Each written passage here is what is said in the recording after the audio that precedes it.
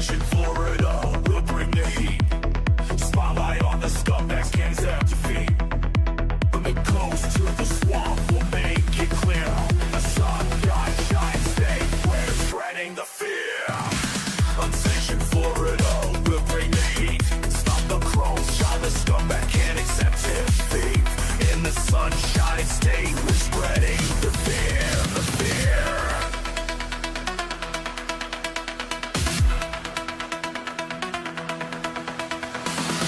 Red and blue, they try to divide, but we'll expose the truth, we won't hide. Corruption runs deep, it's like a crime wave.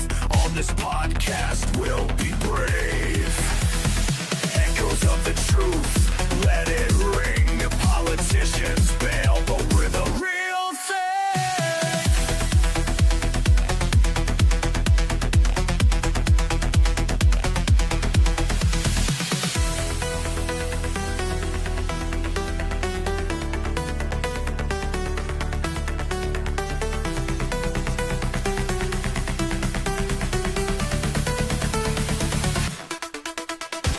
Unsanctioned Florida will bring the heat. Spotlight on the scumbags, can't accept defeat. From the coast to the swamp, we'll make it clear. In the sunshine state, we're spreading the fear.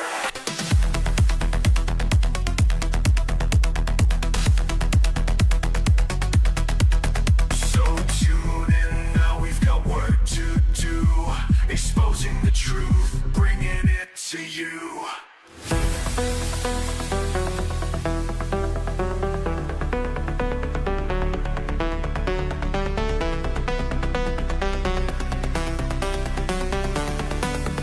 Bringing it to you.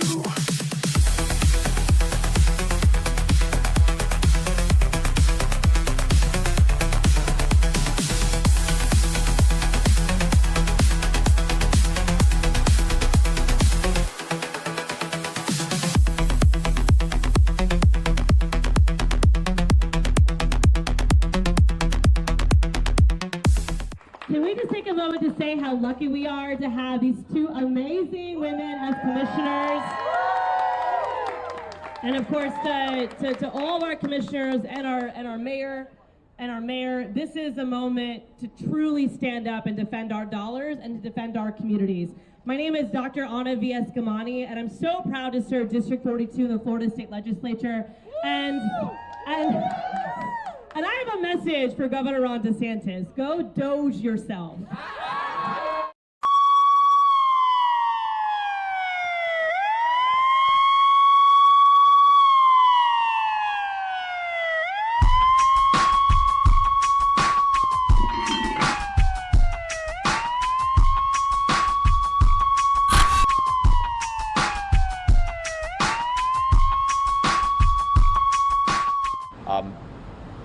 This is what I'm going to say. Property tax relief is number one on people's minds. We are getting to the point where some people are being taxed out of homes.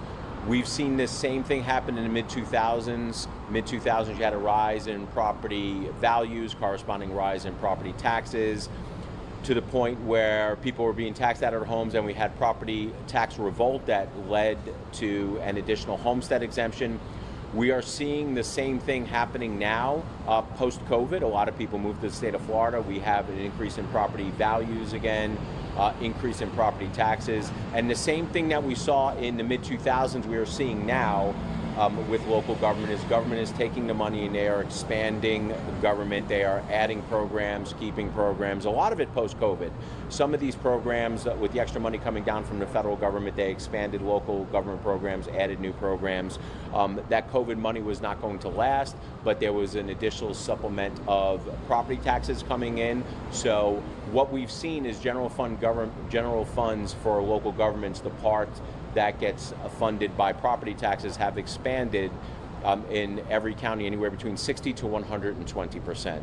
So this is an exercise where we can go in and we can start identifying some of spending issues that may not be the best use of taxpayer dollars. People may question that, but at some point there is going to be property tax relief, whether it is done locally by cities and counties or if it's going to be done constitutionally on the ballot. Now, you're going to hear a lot of local governments complain about the parade of horribles. They're going to have to end these programs. They're going to have to let fire and police go. First, let me address that. If they're doing what they're supposed to be doing, zero-based budgeting, and the very first thing that you budget for is fire and police, because the first role of government is to protect its citizens. It does not make any sense to cut those programs. So what we're looking for is we're looking for things that should not be funded by local government. And we have that thing right here in Osceola County, John, don't we? We have it right here in Osceola County. Or at least it's on the way. I don't even know if it's built yet or anything, but it's on the way. I mean, I don't know what you're talking about, Tom. There's 500 different things that can get DOGE like in one night. It would take 5 minutes for them to come in and look at Osceola County and decide what in the F is going on here. Absolutely. This is out of control. Put these 5 commissioners in jail or an insane asylum somewhere, put them away, and never let them near a gavel again. I mean, there's crazy, and we're going to talk about it tonight, right? Yeah. You know what? I said earlier, I don't think that many people are going to be watching on a Monday night. We have a pretty good number of people that are on right now. So thank you. We love you. We appreciate you. Please like and share so that even more people will watch. Welcome to Unsanctioned Florida. And This is what episode are we on? 119, August 11, 2025. We have a great show for you, not typically done on a Monday night, but we're going to try it on a Monday night, see how it goes. We have a ton of stuff to talk about. Ton of stuff. Beginning with the DOGE. There's a lot going on. We're going to give you some of the best examples of DOGE. And of course, unfortunately, it comes from our own home county of Osceola. But nonetheless, there's plenty of examples all across the state. Some of these things are ridiculous. Absolutely. Let's do a quick prayer and then let's get right down to the show, Tom. All right, Lord, we are truly grateful to be with you this evening to share our little slice of podcast heaven with the people of Florida. We love this state. We're working to make this state better. It is important to us and to our families that we have a state that is controlled under the spirit of the Constitution, not just of Florida, but of the United States. And we know that Constitution, both of those constitutions, are inspired by your word. And we pray that this state continues to be the free state of Florida, continues to govern itself in a way that is closer and closer to you and your will always. We know that the GOP is not wanting to do that. We know that the Democrats are not going to want to do that. But we do know that good men and women can stand up and make that happen so that we make you proud and we make these families in Florida safe and prosperous. In your son's name, Jesus Christ. Amen. Amen. Let's get to it, Tom. All right. Lots happening in the state of Florida.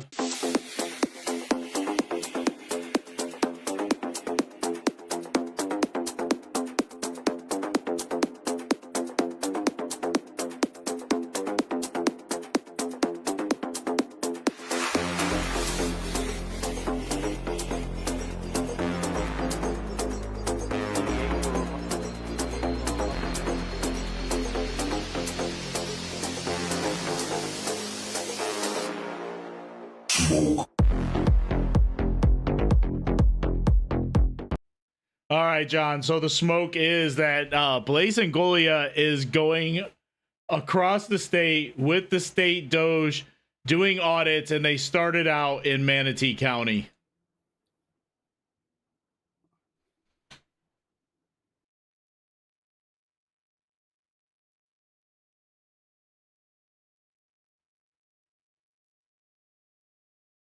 For what?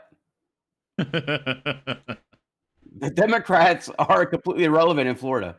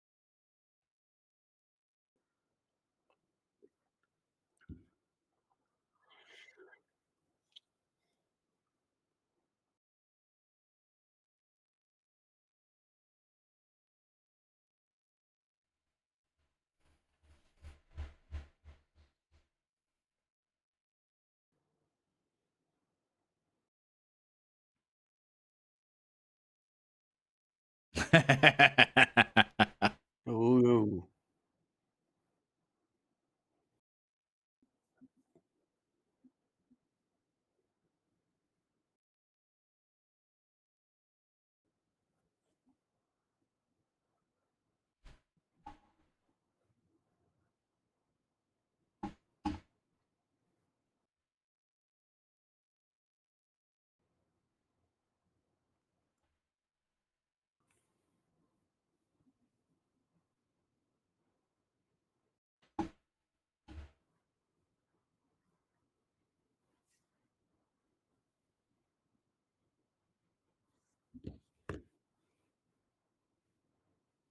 All right, so yeah, I don't hear anything wrong with that, but what they're finding, I'm seeing a lot wrong with, John. Well, what is this about? What is it really about, right? Like, what's the gist of this Doge? Is it just political? Is it retribution, like they said? Of course, it's not retribution. You don't do a statewide action just for retribution. It's obvious when it would be something like that. This is the problem. Now, we know that there's DEI, there is, equity and just BS that's being spent on. Okay, that's part of it, I'm sure. Right? Yep. The governor has already clear he wants to get rid of all that stuff, all that trash that has been brought in over the last 10 years or so. But this is what it's really about. We have property taxes that have been increasing because the value of our homes have been increasing. So, for example, it's not the case, but for example, if the population of X county has stayed exactly the same, so somebody is saying that we don't have sound. So I hope that you guys can hear me. No, he says that we do. Oh, we do. Okay, good. Yeah. Okay, so essentially, if we have the same population in X county, let's say the population is 100 people, and in 10 years it's still 100 people, but the property taxes have increased in value. The amount that they're bringing in has increased by twice as much. Right? It went from $100 million to $200 million. The spending should also be balanced, but it's not. What's happening is that the counties, instead of taking that money and giving it back to reducing your property taxes so that they're only intaking what they need, they're increasing your taxes and still taking in more money and still increasing your taxes. Spending and spending. And they're just spending and spending and spending themselves to a negative balance, right? They're spending themselves to zero, but they're spending more than they need to be because the property taxes. I guess now, if you have Osceola County, for example, this is bizarro world. Here we have a population which is going through the roof, traffic which is going through the roof. We have all the different dynamics that are happening in Osceola County, but they're flush with cash. They can't even spend it enough. They have so much money that they can afford to spend $250,000 on a gay statue promoting the homosexuality of our county commissioners. That actually is happening right now, right? They already built the thing. So this is just an example. So what Blaze and Goalie is saying is you should be good stewards. You should be able to self-police yourself, control your expenditures. If you don't need to spend more, you don't have to just because it comes in automatically. And what you can do is reduce property taxes that are owed by the people. And then you would be, because the people who are mostly affected are people who are older. If I buy a home 10 years ago and my property taxes increase, I'm not going to be that hurt by it. I'm going to understand that that's normal. The value of my property, things are increasing. That happens.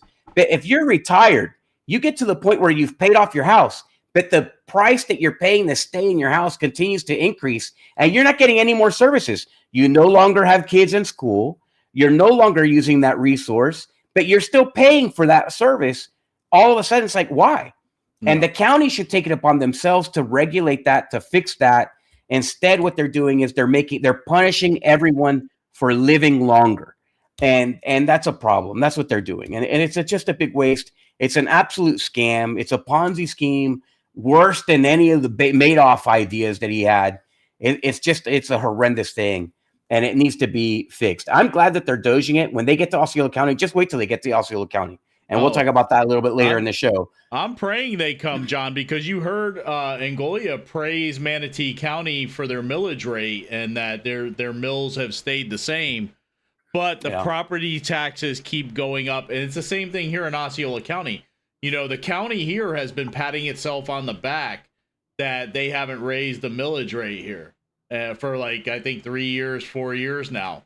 But the property taxes keep going up. Yes, because the property they passed values a half keep a penny going up. tax, a 3/4 penny tax. Like, you know, they keep increasing the taxes. They have these referendums when they're saying that it's for schools. Yeah. But it has nothing to do with it. Listen, schools. the counties love money. The counties love money. The majority, listen, you people need to wake up, because when they say this is for schools, it's not. Less than half of the money that's raised by this half penny tax that passed most recently is going to the schools. The other half is going to the county to go put up a Neo City project or to make a county commissioner richer or whatever it is, because they're absolutely not for, it's not about education. Now, some of this money in Orange County, they have a better job, a better split where more money goes to the schools. In Osceola County, it's less than half of that tax actually goes back to the schools. It's a total ripoff. It's a nightmare if you're somebody that cares about the county actually doing the right thing. Right. Well, as that's happening down there in South Florida, it's happening across the state, and we're going to get to other parts of the state, especially closer to home in the second segment of the show. But the other big thing that's happening, John, right now is there's a big battle going on over redistricting our state. It's across the country. 2025, Florida's political world is spinning wildly on news that Republican leadership is exploring congressional redistricting. It's something that normally happens every 10 years. But as West News political reporter Greg Fox explains, this could give Republicans a better chance to retain power in Congress. The balance of power in D.C. just may depend on the lawmaker decisions in Tallahassee. State House Speaker Daniel Perez announced that he's forming a redistricting committee, one that could recommend redrawing of the state's 28 congressional districts. Florida Republicans already outnumber Democrats in Congress 20-8. Important because the GOP has a razor-thin majority on the Hill. Democratic lawmakers we talked with are concerned that Republican leadership may target District 10 in Orange County, which is a majority-minority district. It's the seat currently held by Maxwell Frost, who released this statement. Trump and congressional Republicans know they're on track to lose the House in 2026.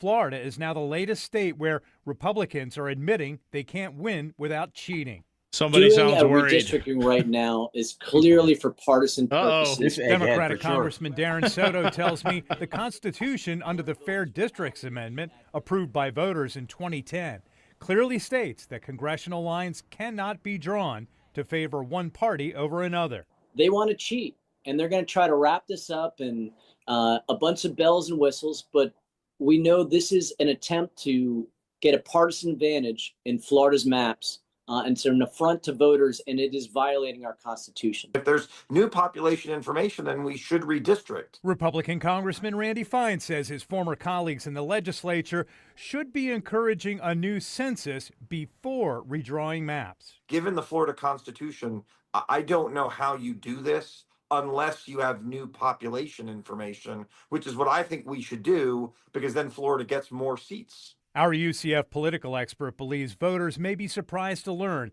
that the Florida Supreme Court in July not only upheld the current maps drawn by Governor Ron DeSantis, the court also indicated there is room for lawmakers to bypass minority voter protections. I would say almost certainly control of Congress in Washington, D.C. is at stake. There is no timeline for the House Speaker's committee to meet and decide.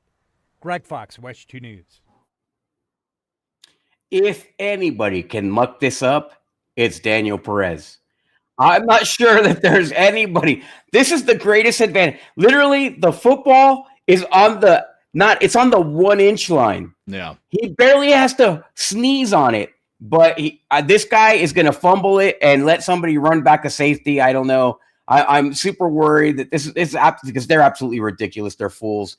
But you know what's funny, John, is I saw an ad, I think it was on Facebook, where he was looking for volunteers to volunteer for this redistricting. What a fool. This guy's such a fool. I've never seen a Speaker of the House be so feckless before. We have a Republican majority. Why would we need volunteers? supermajority, a supermajority. I mean, this is it's absolutely ridiculous. I mean, you would have a ton. First of all, it's a lie. They don't want volunteers. They know who they're going to pick for this, right? They know who they want to serve. They're just saying, "Oh, I'm calling for volunteers. Who wants to be on here?" And then 1,000 people are going to say, "I want to. I want to." None of those people are going to get picked. It's all going to be, a whole bunch of insiders that they know exactly what they're going to do. They know what the map is going to be, and it's basically probably I would imagine. This is just my guess. If we look at the history involved, this idiot, I'm talking about Daniel Perez, is probably going to pick people that don't like DeSantis. So while DeSantis is trying to maximize a map, right, for the sake of congressional districts, this idiot's going to step all over his own toes and mess it up. I bet that's what's going to happen. I'm not a betting man. I don't bet, but nonetheless, I would risk to say that that's likely. Okay, and if it doesn't happen, I think that there's as much reason for surprise as there is if they get it right. Okay, I mean, just the fact that they're asking for volunteers, John, it shows me they're already off to a bad start. Yeah, at least under him, Yeah. Here's the thing: the session is going to be all about them and how they mess up. Yeah. Right? They're already. It seems like they're behind the curve. They don't know. I think that there's a lot of resistance to him. I think that there's a lot of people that are trying to, right? When you see a weak dog, there's a pack of dogs, and one of them is, so injured from battle that there's another dog is going to come up and try to take the alpha position, right? Yeah. And this guy has been slaughtered. His reputation is in tatters. He, nobody has a lot of respect for him. Even his biggest allies, they're like, man, this guy's not going to survive. And then that throws my political future into chaos because this guy may not be, he's a joke. Right now he's a running joke. And every day that he's on the job is a day that he looks more like a joke. He's never going to get the stench of his performance in the last session off of him. It's never going to happen. In his term as speaker, it's never going to happen. But anyways, let's talk about how important this redistricting is, right? First of all, there's a lot of Democrats who are clutching their pearls and, there's a lot of gnashing of teeth. Listen, the Democrats have already done this. You know why they're so desperate? Because they don't have a lot of juice to squeeze from any of these fruit any longer. The Republicans, who are moronic, the Republicans have not taken advantage of this. They've never done it. They think that they're playing fair, but they're not playing fair. The Republicans know what's going on. They know what the opportunities are. And instead, they want to be everything hanging in the balance so that they don't have any actual leadership responsibility. So they're throwing the game. The Republicans are throwing the game. They have time and time again. And that's the problem, right? So the Republicans don't want to lead. The Democrats are power hungry to the nth degree, but there's no Americans who want them in office.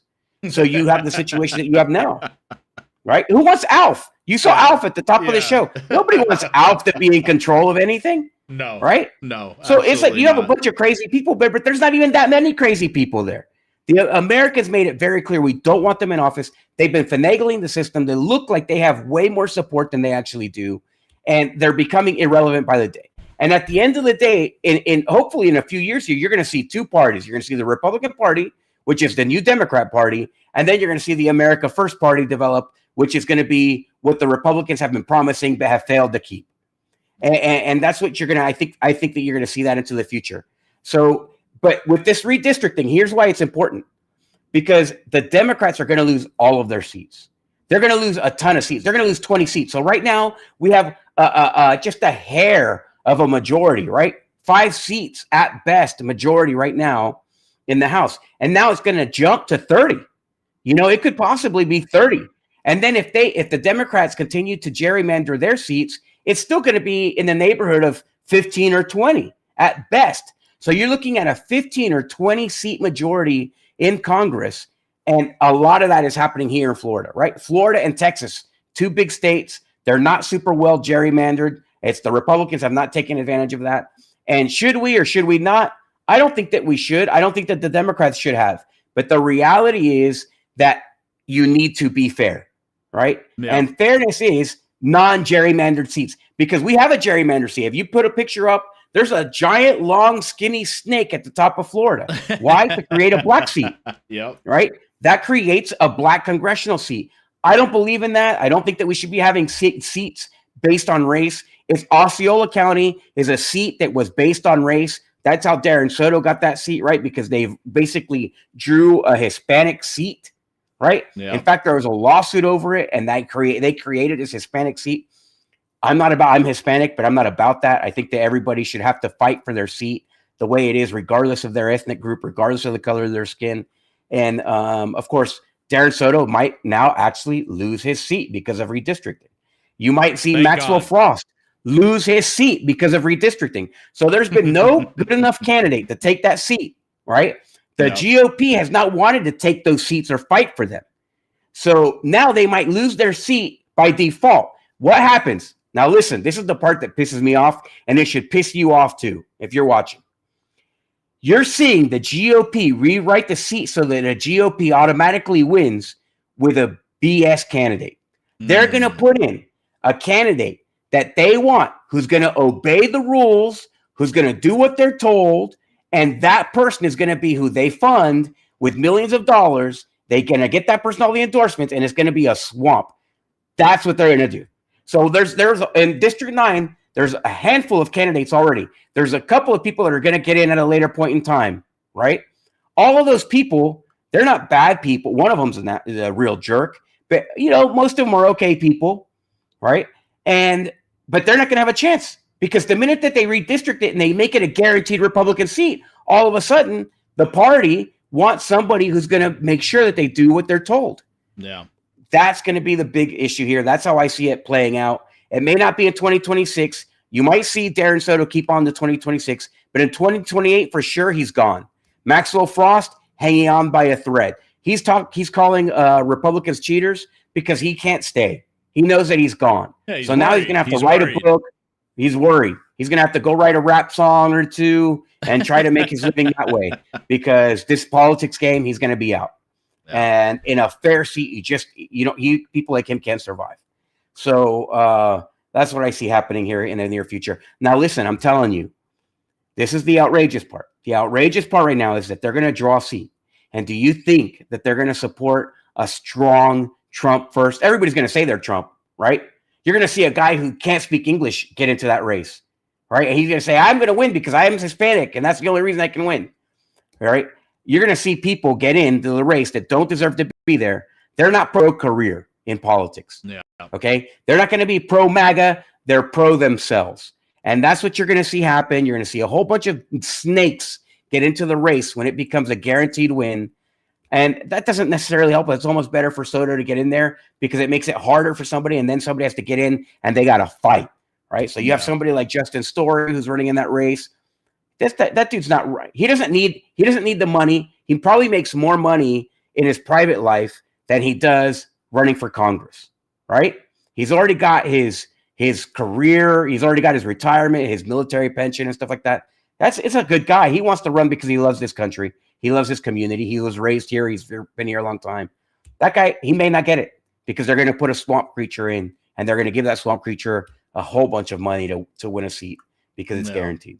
Yeah. So that's the outrageous part. Pay attention to that. We have a lot of people that have jumped into the CD9 race, and with the redistricting, that might change the whole scope of that race. If they do change the district and we see a new district pop up here in Osceola County, I mean, who knows what's going to happen? Well, look what happened with Herodopolis. All right, look what happened just a little bit east of here. Herodopolis got that seat, right? And what did they do? They had this guy that was like Biden, right? A guy on his deathbed who couldn't move. He was a mummy, right? And so they have this mummy roll over, put his fingerprint on a piece of paper, or dipping his finger in oil, and then blessing Herodopolis with the seat, right? And anointing him. And then they do it at the last second. The guy drops out, and Herodopolis files to run. Yeah. That's some shady stuff. Yes. And that's what's going to happen here too. That's exactly what's going to happen. They're going to take the seat through some ugly process, and you just can't trust the people who run this seat. It's dishonest. It's un-American. It's absolutely against the will of the people. That's not what we want, but that's all the GOP in Florida has to offer. The Florida GOP, that's all they offer is corruption on top of corruption. And the only reason that they can survive is because the Democrats are even dumber. If you can believe that, if you can believe it, that it's true that they just happen to be dumber than the GOP, dumber than a guy who runs his car into a tree from being drunk with a gun in the front seat. If you can believe it, you know, and we tell the truth here on the show. That is current GOP, or at least Florida GOP leadership right there. So, you know, we don't have this as a story, John, but we know that the RPOF is going after another America First group, or someone trying to do something America First in the Reclaim campaign and Defend Florida. Raj Doraisamy down there in Sarasota County.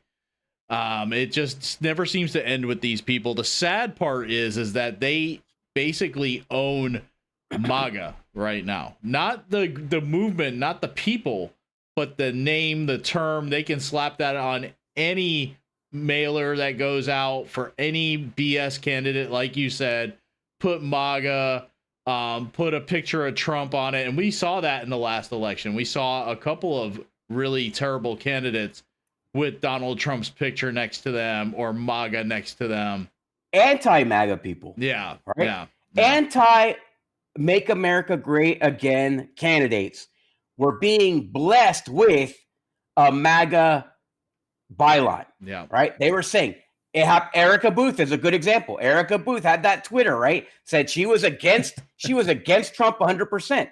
Yeah, right? It started out DeSantis and then it moved to Trump. Yeah. And then it moved, yeah, exactly. So she had nothing to do. She wanted nothing to do with Trump. But hey, Trump won. She just wants to get in there, right? Those two people share. Okay, never mind. Matter of fact, she had never Trump on her. She had never Trump on that Twitter. Yeah. She had never Trump on her Twitter. And then she's all of a sudden, she's the MAGA candidate, real conservative. Come on.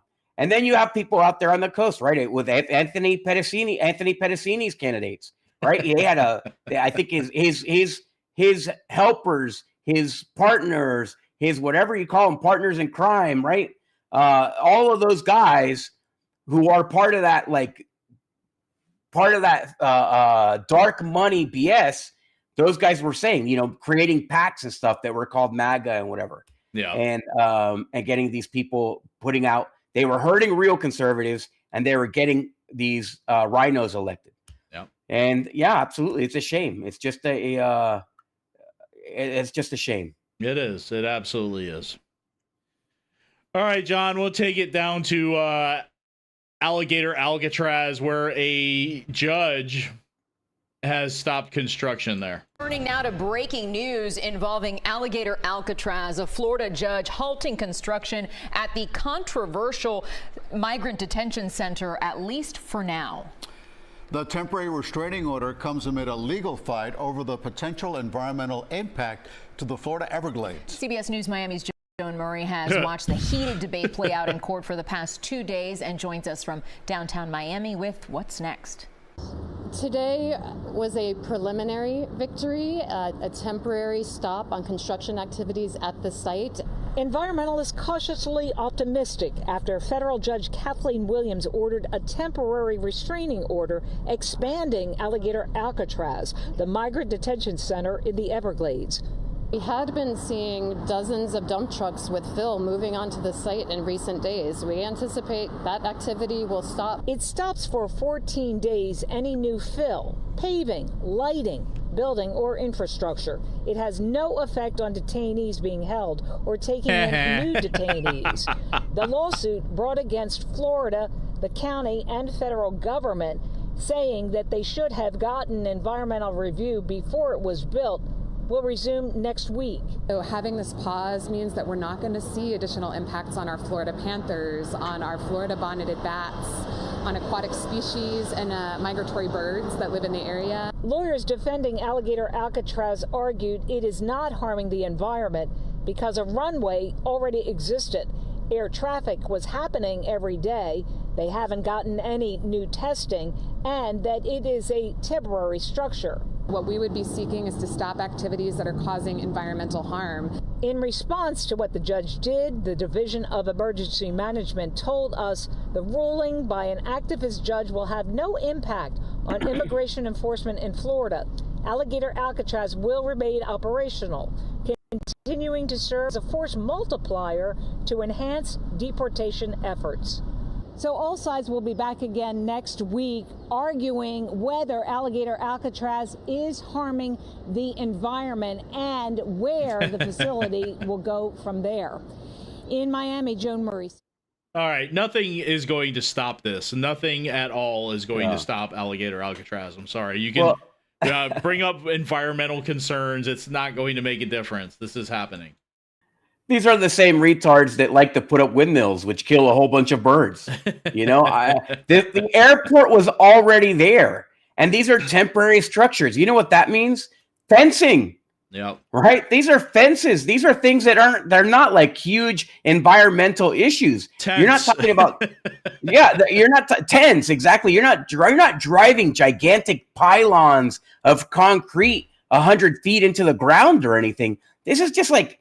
This is nothing, right? I mean, I'm not even sure how consequential this Alligator Alcatraz, let's say in reality, okay? Everybody wants the PR win on this, right? I don't know how many people it holds. I don't know how many people are going to go through there before they get deported. We don't know how long it's going to be in use. All that remains to be seen.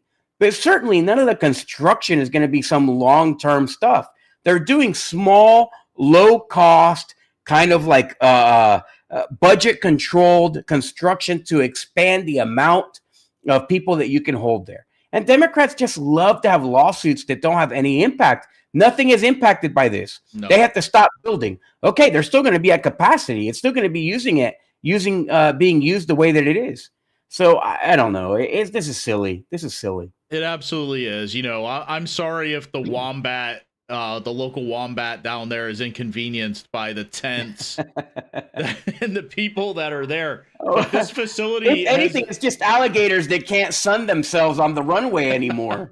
You know, I mean, that's what they're talking about. You know, it's ridiculous. It is. You know, but they have nothing, John. They have nothing, so they're throwing crap at the wall to see what sticks. It's you know. Like I said, you know what? Listen, Jim Trouts makes a great point. Jim Trouts, a great guy from Osceola County, he puts in, you know, all of a sudden they're worried about the environmental issue, but it was Democrats who were trying to put that giant hydrogen plant on Lake TOHO, one of the largest lakes in the entire state. And they were trying to put a hydrogen plant on the shores of it. That's right. Okay, if you can imagine the disaster that in, you know, it's they're full of it. They don't care about the environment. You didn't see. The only Democrat that you saw out there were the ones that were supporting the Democrat who was running against the establishment. Yeah. So Demby Rambis, who I'm not even sure she's a Democrat still. You know, I mean, now that she's been betrayed by the party, now she knows they're all fakes here. Yeah, There's no difference. So hopefully she's learned. I mean, I think everybody has, right? That's why the Democrat Party is dying. It's, you know, it's drying on the vine. Absolutely.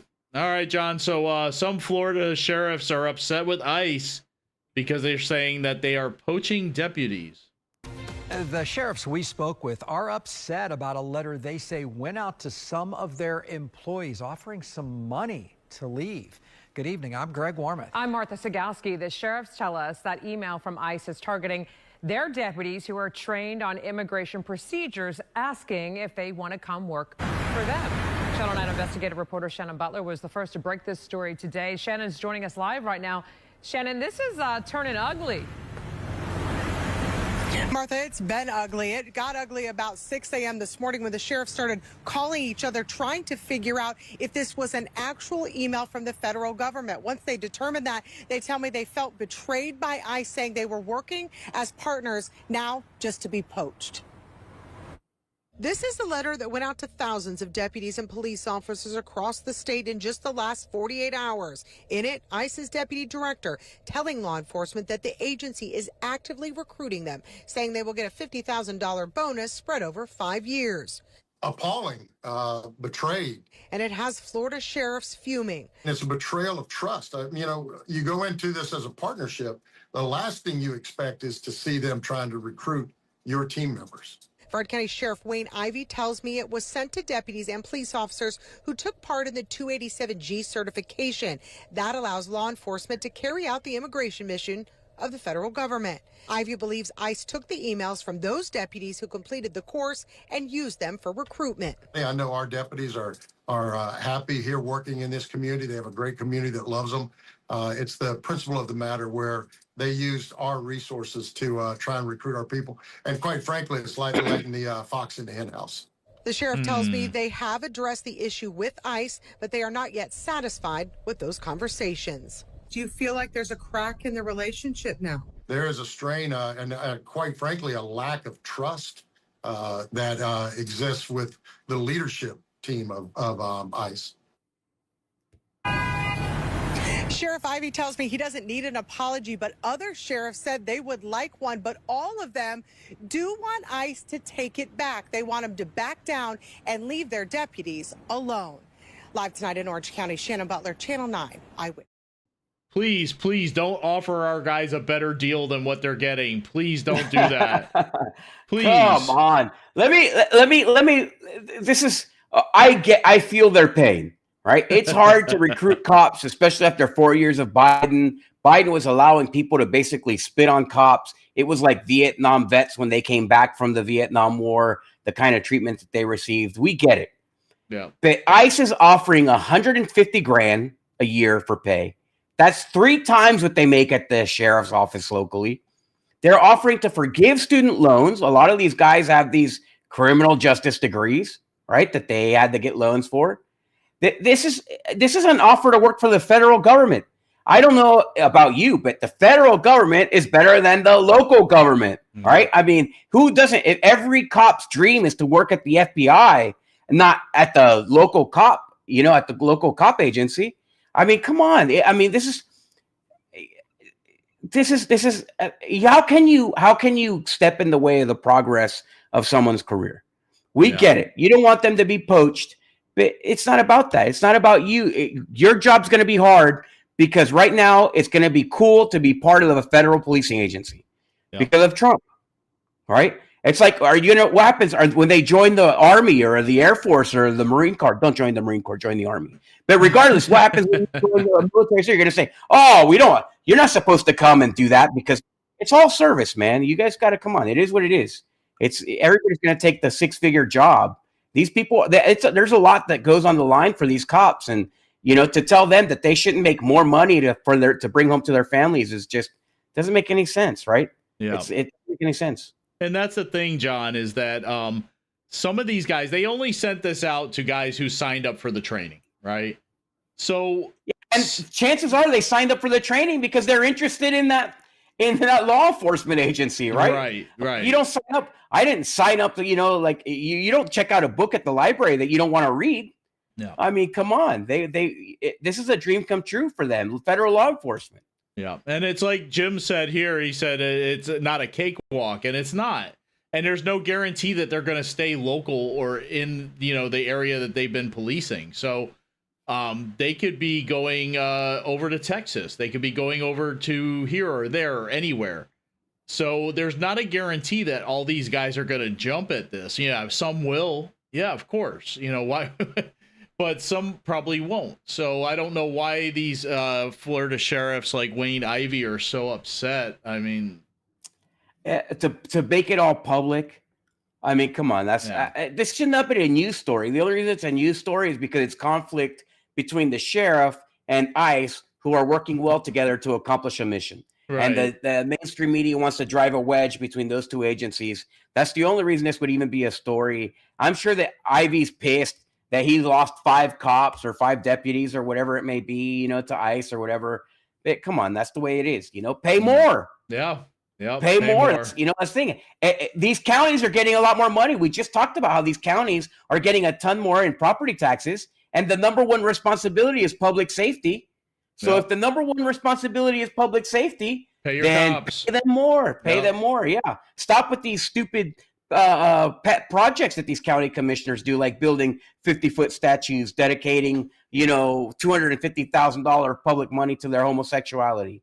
That's not what you're supposed to use that money for. That thing alone is reason for DOGE to come to Osceola County right there. That thing alone. Yeah. That thing alone is enough reason, but they're not going to. Why? Because they have their retarded cousin, Ricky Bobby, as a county commissioner, and they're going to protect him at all costs. Right? So, I doubt that they're going to come here. They're going to go all the way around, right? Even though this is a Democrat state, right? They gave the Democrat here that state Senate seat. They allowed that, the property, the landowners here, the ranchers, they love Darren Soto because he allows them to have illegal labor. So they don't want change here. The GOP doesn't want change. They're all going to pretend, but at the end of the day, they want everything to stay the same. I promise I tried to fight against it. I did, but if he sounded that smart. Oh, man. All right, John. So the governor's race is heating up. It seems like there's two candidates that are taking the lead, and they're racking up endorsements. It's Jolly and Donalds. The 2026 election for Florida's governor still more than 450 days away, but big name endorsements are already gathering around the top candidates. Republican Byron Donalds and former GOP Congressman David Jolly, who's now running as a Democrat, are both building powerful coalitions. And Capitol reporter Forrest Saunders checks in tonight as this race comes into sharper focus. Florida's former GOP congressman turned top Democrat, 2026 race for governor, announcing a stable of endorsements Tuesday. David Jolly securing support from 60 high-profile Democrats across the state, including mayors, lawmakers, former party chairs. His campaign says it's giving Jolly a strong foothold in the forthcoming Dem primary, which at the moment lacks any serious competitors. You have some very centrist Democrats, some Democrats on the conservative side, and some progressive Democrats as well. So I think it speaks to the effort that Congressman Jolly has been able to do and to build that necessary coalition. Shoring up strong Democratic support, vital to Jolly's campaign as he seeks to thread the needle on policy positions like supporting abortion access and gun control, two things he worked against during his time as a Republican. What are they talking about? Democrats try this in 22. Are you just another version of Charlie Crist? Jolly talked with us about the challenge of flipping parties in June when he announced no, his he's bid. not, because he's not as charming as Charlie Crist is. With all due respect to Charlie, his journey took about 10 months. It was all about running for office. It was transactional. And he would famously say, I haven't changed. I didn't leave the party left me. David Jolly has changed over the course of 10 years. On the GOP flip side, current Republican Congressman Byron Donalds locked down the endorsement of Florida's senior U.S. Senator Rick Scott over the weekend, calling him a friend and advisor. It's a real shot in the arm to what we're trying to accomplish here. And, I think it demonstrates to the people of Florida that I'm prepared to be the next governor of our state. Donalds is already considered the front runner in the GOP primary. An early endorsement from President Donald Trump, a big reason why. But Donalds lacks the support of Florida's current governor, Ron DeSantis. And while that could change, many wonder if a bid from a DeSantis ally is in the works, perhaps his wife. I get why this is a big conversation, but I will also say it's more than a year away from qualifying. In May, Casey DeSantis deflected the question, but did offer this. Whoever he ultimately decides that should be following after him should be somebody that I think, and obviously up to the people of the state of Florida, but I think it should be somebody in the mold of a DeSantis who's willing to get out there and fight. It seems that's not Donalds, at least not yet. Even so, he says he'll keep seeking the endorsement. I think that's something that, for me personally, I would love to have Governor DeSantis' support. I think if you look at our voting records and you look, at our politics, he and I agree very consistently when it comes to politics and policy. And so I think it's a natural fit, but time will tell. It's something that we'll continue to work on to see if we can achieve. In Tallahassee, Forrest Saunders, ABC Action News. All right, John. So real quick, before we go talk about this, David Jolly says in that video, he says, oh, well, I've changed over the course of 10 years. Well, then you should have became a Democrat a lot sooner than just now when you decided to run for governor. Listen to this guy. That's John. not the way. That's not the worst thing he said. Right? No. We're going to play that right now. We're going to play ready. that right now. Wait. Listen, we have to disclose this. Hold on. Sit down. Okay. we're gonna let you hear one of the most offensive anti-Republican things ever, in my opinion. Okay, you know how I am about my rights, right? I don't give a damn about party or anything else. My natural rights are the most important thing in the world to me. That's what allows me to defend my family, allows me to defend my kids. It allows me to seek the opportunities that I want to seek. It's, it allows me to practice my faith the way I want. Anybody who wants to infringe on my rights is an enemy of the state, in my opinion. Let's hear what he has to say.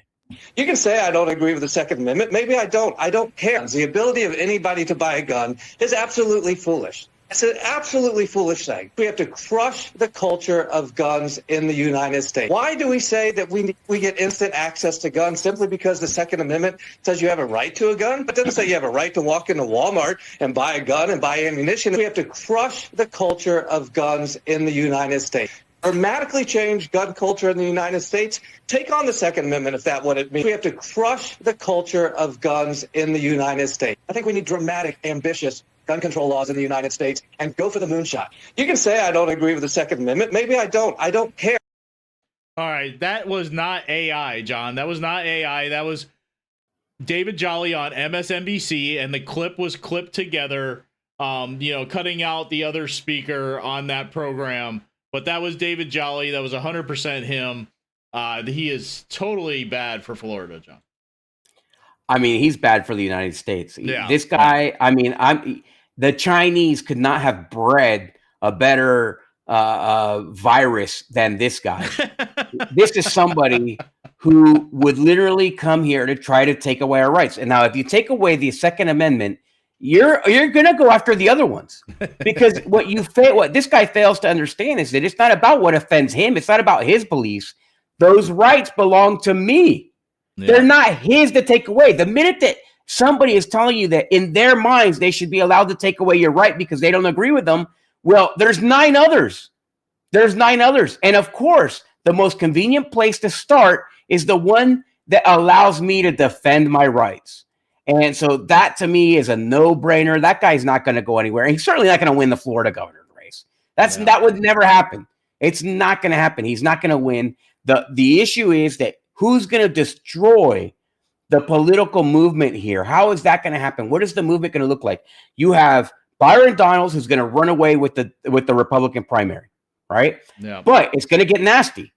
If they can't come to an agreement with Ron DeSantis on who they're going to run, because Ron DeSantis right now is saying that they're going to put in the pro-Ron DeSantis guy to run in there. That's going to take millions of dollars. That's going to speed up the race. It's going to be a ferocious one. They're going to go on the attack on Byron Donalds hard and early. It's going to obliterate his reputation prior to a general election.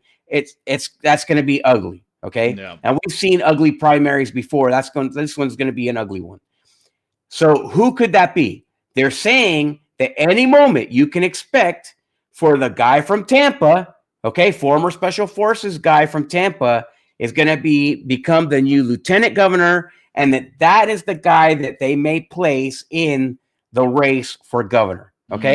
So if this happens, then you're looking at something that's I don't know. It could be tough. Now, is he going to beat Byron Donalds? No, I don't think that he will. No. Because Byron Donalds has Trump. Byron Donalds is already a Republican guy. He's already been pro-Trump all along. You're not going to be able to take his MAGA credentials away from him. No. Doesn't matter what happened in his past. Doesn't matter what his views are. He's going to carry that. And if anybody else runs, for example, if an America First candidate runs for governor, that could be a problem. Because if they take in the vote. Now, a lot of people are saying, oh, well, it doesn't matter. These minor parties have no consequence. Well, in less than a month, in about 20 days, more than 1,100 people joined the America First Party of Florida. What does that tell you? There's a lot of people that are really pissed at the Republican Party for being a bunch of corrupt bastards led by a guy who can't handle 2 Bud Lights. So if that could create a problem, right? Just open analysis, that could become a problem. 1,000 people a month, all the way to the election. Now you're talking about a substantial figure who are going to help drive the election. If they put in a candidate, that could be a problem for the GOP. Now, does that mean that they're not going to win the governor's race? Probably not. But for sure, Jolly's not going to win. And we don't have to worry about that. No. Why? Because there's also 4 other left-leaning candidates that are going to get into that race. Not worthy of discussion, but when Jolly's telling you no guns, he's not going to get any moderates. When Jolly is a former Republican, you're not going to get all those super progressives. And even though that Jolly has become a progressive himself. So it's very interesting to watch. It's a lot of fun to watch. But I would speculate that the only thing that could prevent Byron Donalds from becoming the next governor would be a right-leaning party candidate. That's the only thing that could get in his way at this point. Yeah. I don't disagree with that at all. And I would just say this: Jolly right now going on MSNBC and saying the things he's saying, especially about guns, he's trying to play for the party and Nikki Fried. He's trying to get their endorsement. He wants their backing going into this, and it's not going to help you. It's not going to help you. You're not going to win.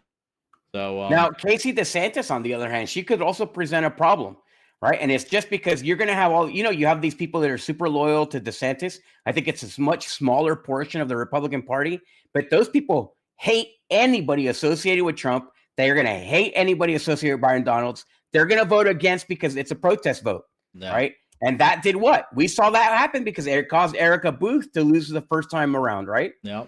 So I don't think Casey DeSantis is getting in. I think that I don't think so. I think that they already see the writing on the wall there, and it's not looking good for her.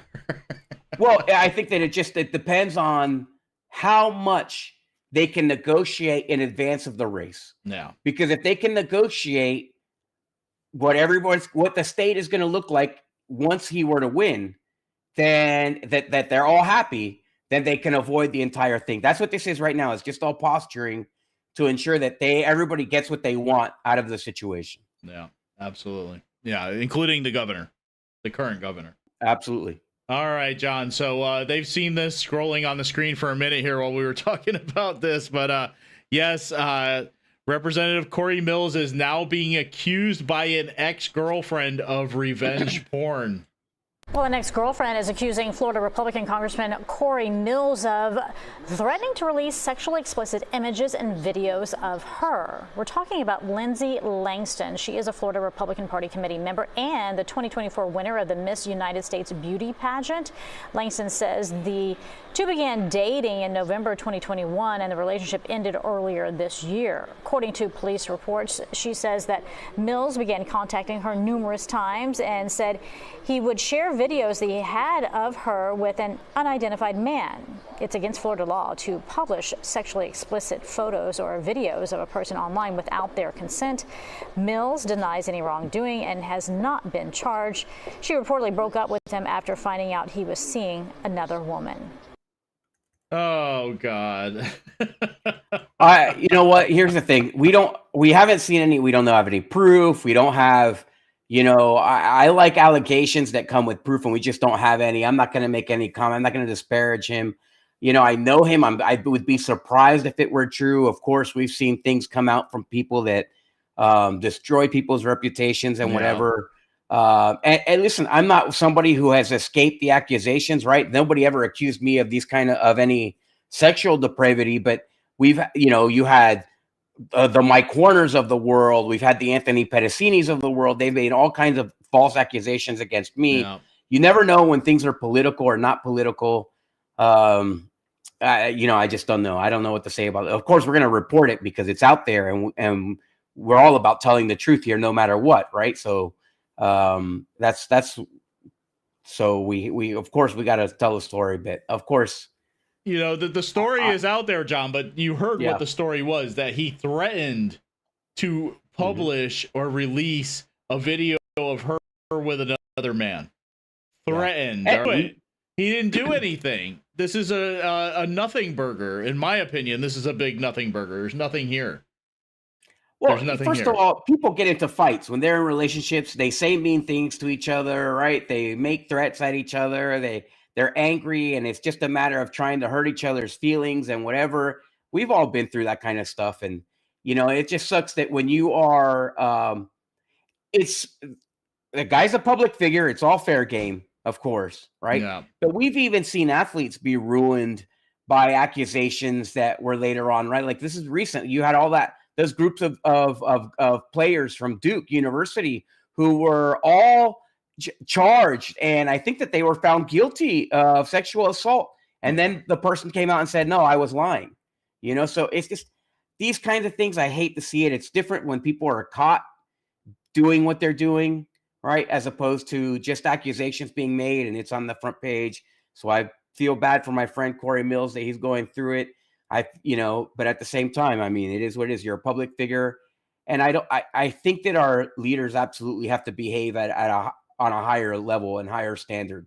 Yeah. And so I hope that it's not true. I hope that he is clean of this and these are political charges. If not, then I mean, it could spell, John, it's like I said, it's a big nothing burger as far as I'm concerned. It's a huge nothing burger. We've seen this at play before. They went after Carolina Amnesty with a big nothing burger. They tried to trump things up into something that it wasn't. Obviously, they had nothing, but they did cost her race, which was their goal. Yeah. All right. And this is because she was a complete MAGA Republican that wasn't going to play ball with the RPOF and the things that they were probably doing. And I see the same thing here. I just see the same thing here. Anyway. All right, let's move on from this.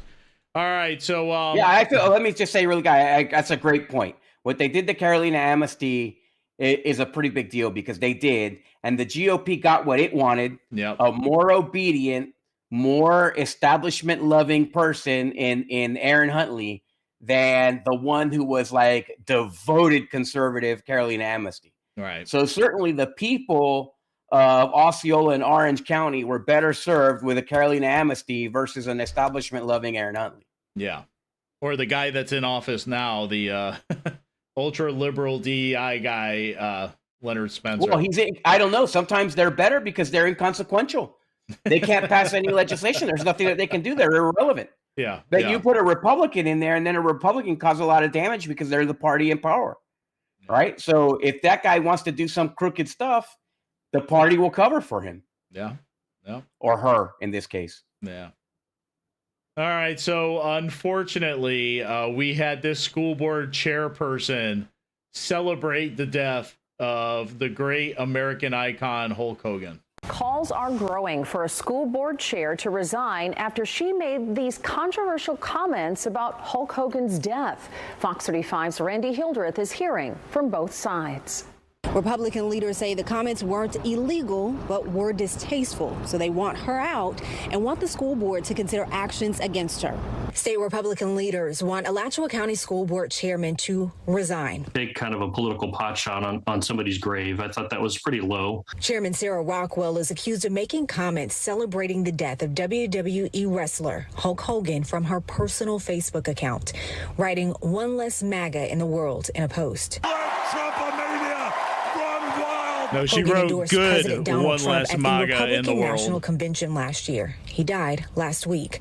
Rockwell deleted the comments after they went viral on social media and posted this apology to her official school board Facebook page, saying in part, quote, "I deeply regret making that comment and have since removed it. I want to make it very clear that I never have and never will wish harm on anyone, regardless of whether we share political views. While I strongly disagree with some of the comments Hulk Hogan made, that is no excuse for my comment." I think she was trying to be sincere, but the reality is there's a deep wound there, and I think there's still going to be a scar despite the apology. Tim Martin is the chairman of the Republican Party in Alachua County. He says the school district should also consider reprimanding Rockwell for her actions. It does violate their own code of ethics, and the fact that she's actually the chair of that board just sort of magnifies and amplifies the situation. Fox 35 reached out to Rockwell and the school district for comment. We have not heard back. There is a school board meeting set for this Thursday. Local Republican leaders are asking people who are upset to attend that school board meeting and let them know how they feel. Reporting tonight, Randy Hill. I mean, I hope that she is raked over the coals, to be honest with you. Let me tell you the worst part about this. It's not about Hulk Hogan. Hulk Hogan is some celebrity. She wishes death upon Hulk Hogan. She's glad that he's dead. Okay, she's just an a-hole, right? She's just a jerk. That's all it says. But what does it say when a public leader, the chairman of the school board, has that kind of vitriol for all of the MAGA voters? Those are the people of her community. It doesn't matter if it's 10%. If 10% of the people in her community are MAGA supporters, that's how she feels about one less one in the world? That's how she feels? What if you replace the word MAGA with black? Yeah. What if you replace the word MAGA with Hispanic? That's the way she feels about those people? So because she does not agree with them, she would be glad for there to be one less of them in the world. That is the problem. I just, this is a trap that as a school board member, I'm glad that I never fell in. I didn't care if somebody was gay, LGBT, trans, whatever you were. If you came to the board meeting and you came to me, I could get into a conversation the way I would with you, whether you agreed with me or not. No matter what, I treated you the same. Right. And I think a lot of the people can attest to that. And that's what we need from our leaders. It's not about you as the elected person. It's about the community. And your job is to serve them no matter what. And the way that you serve the people in the minority in your district is what makes you the candidate or the person, the elected officer that you are. And that says so much about this woman's character. I don't care what she is, Hispanic or whatever. What a horrendous thing to say about your community. And she should be ashamed. And if she had any shame at all, if she had an ounce of character in her being, she would resign. Yes. Because that is so unworthy of the tens of thousands of students and the thousands of employees of that district. Yeah. Absolutely, John. It wasn't about Hulk Hogan. She said, good that he died, one less MAGA in the world. And that's the key right there. She let her character slip in that moment right there. Absolutely. The apology was hollow and fake. Don't believe it. Yes, she should resign. Absolutely. All right, John. I'm sure. Oh, sorry. Yeah. Go ahead, man. No, you're right. If she had not been basically publicly ousted with that remark, then she wouldn't have cared. Yep. Life would have gone on. Hey, thank you we got a lot more people than I thought would be watching on a Monday night. So please like and share the show. Let's see how many people we can get on here. Well, we haven't done Florida in a minute, and there's not much on a Monday night. So anyway, before we get to Central Florida, we have this important message from the National Republican Campaign Committee. Democrats jacked up inflation, making life more expensive for all of us. We need help. Now they're pushing the largest tax hike in generations. Darren Soto is completely out of touch. Darren Soto didn't stand with families. He stood with higher taxes, hammering workers, making them pay thousands more, voting against no tax on tips and no tax on overtime. We can't trust Darren Soto. Tell Darren Soto to keep his hands off your hard-earned money.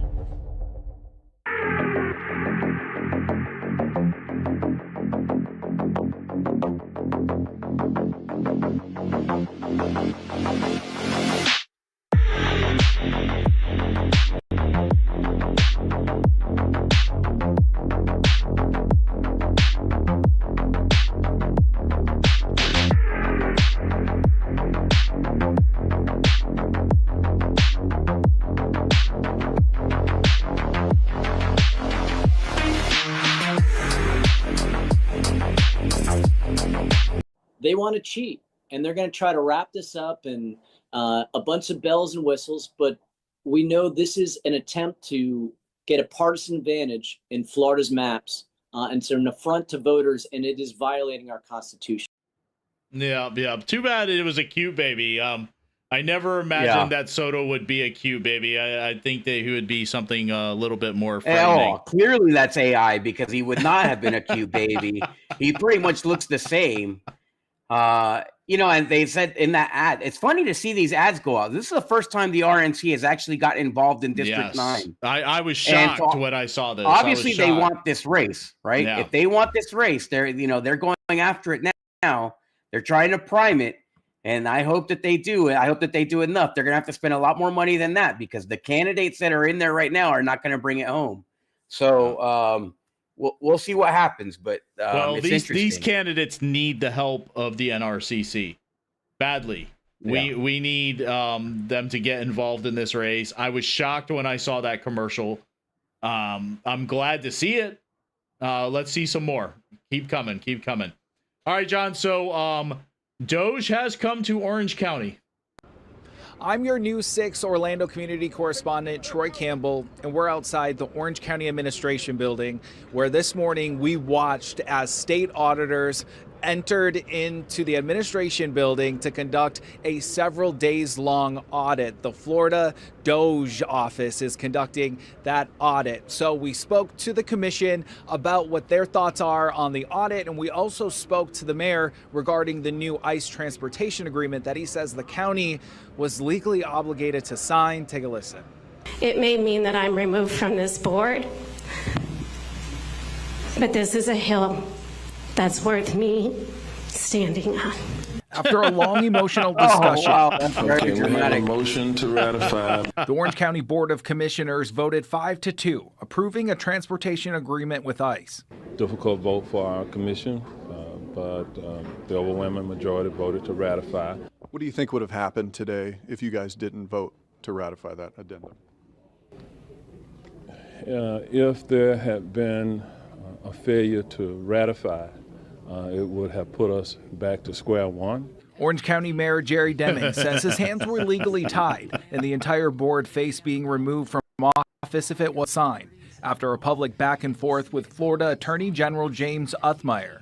There's only a remote possibility that Orange County will ever transport any of the ICE detainees anywhere. Mayor Demings also says he welcomes the state auditors from the Florida Department of Government Efficiency. What a dog with his tail between his legs. On Tuesday. We are being open and transparent in terms of how we have budgeted, how we spent money. Certainly, our budget should have gone up. Florida's Chief Financial Officer Blaise Ngolia spoke at the entrance of the administration building, defending the countywide audit. What we've seen traditionally from local governments is they wind up adding a lot of fluff and wind up spending things on that they shouldn't be spending on. In a July letter from the State Department of Government Efficiency addressed to Orange County Mayor Jerry Demings, the state cited an increase in property tax revenue spending for the audit, requesting documents related to several categories, including employee pay, homeless services, and DEI programs.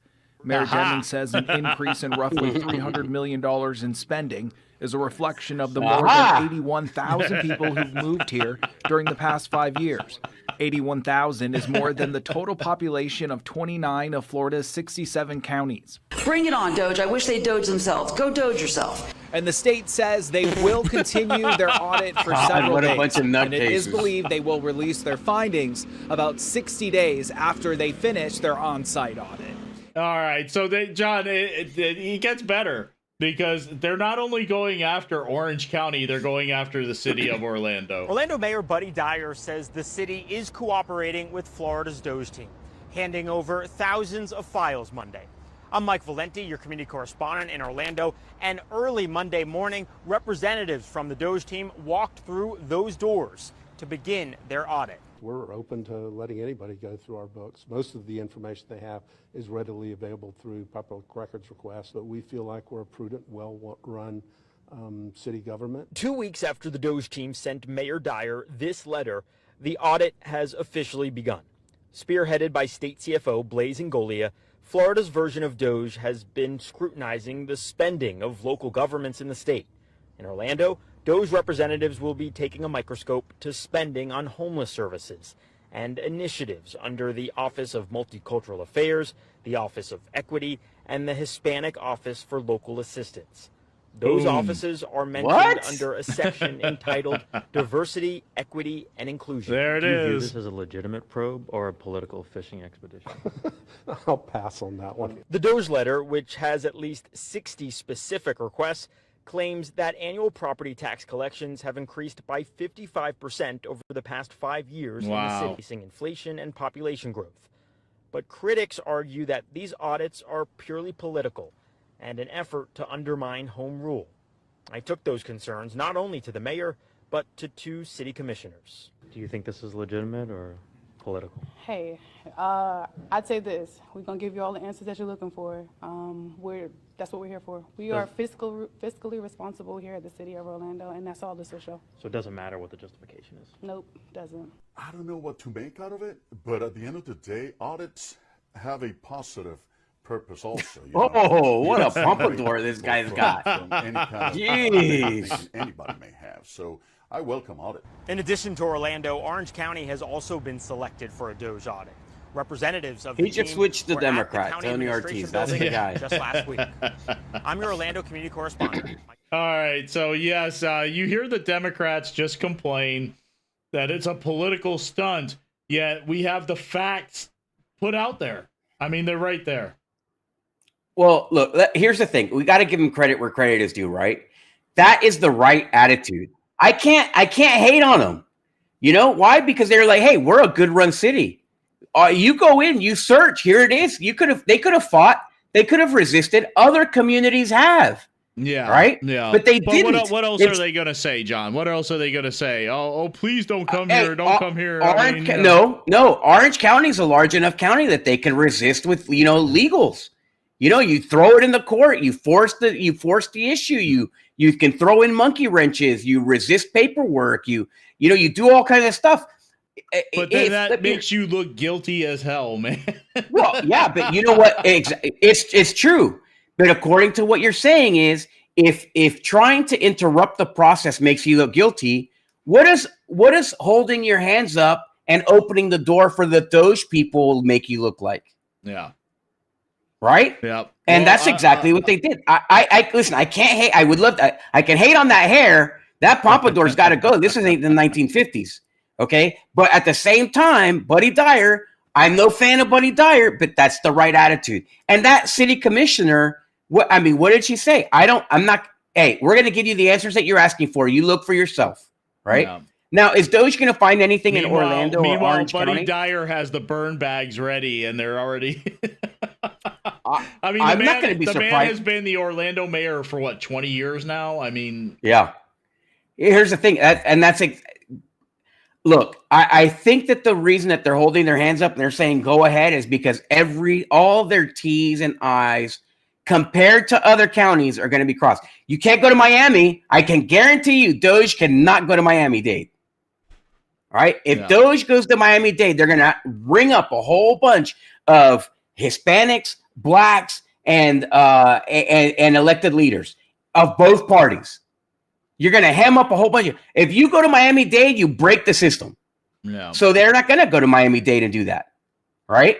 So you go to Orange County. I think you're not going to find anything in Orange County. And what it tells me is one possibility.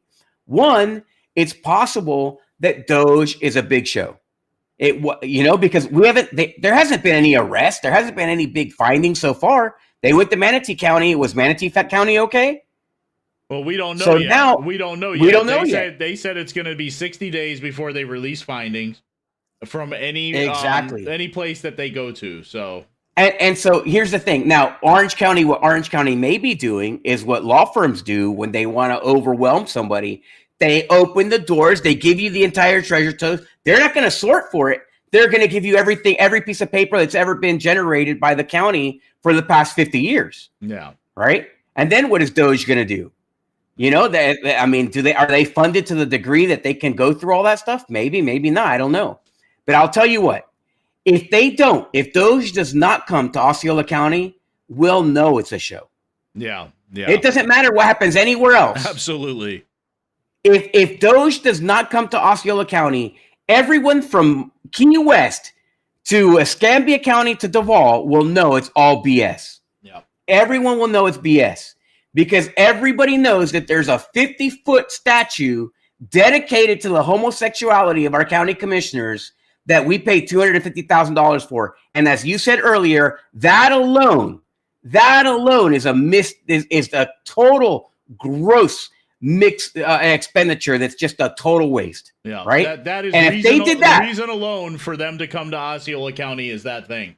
Reason and alone, if they right did there. that, who knows what else they've done? Because that's only $250,000.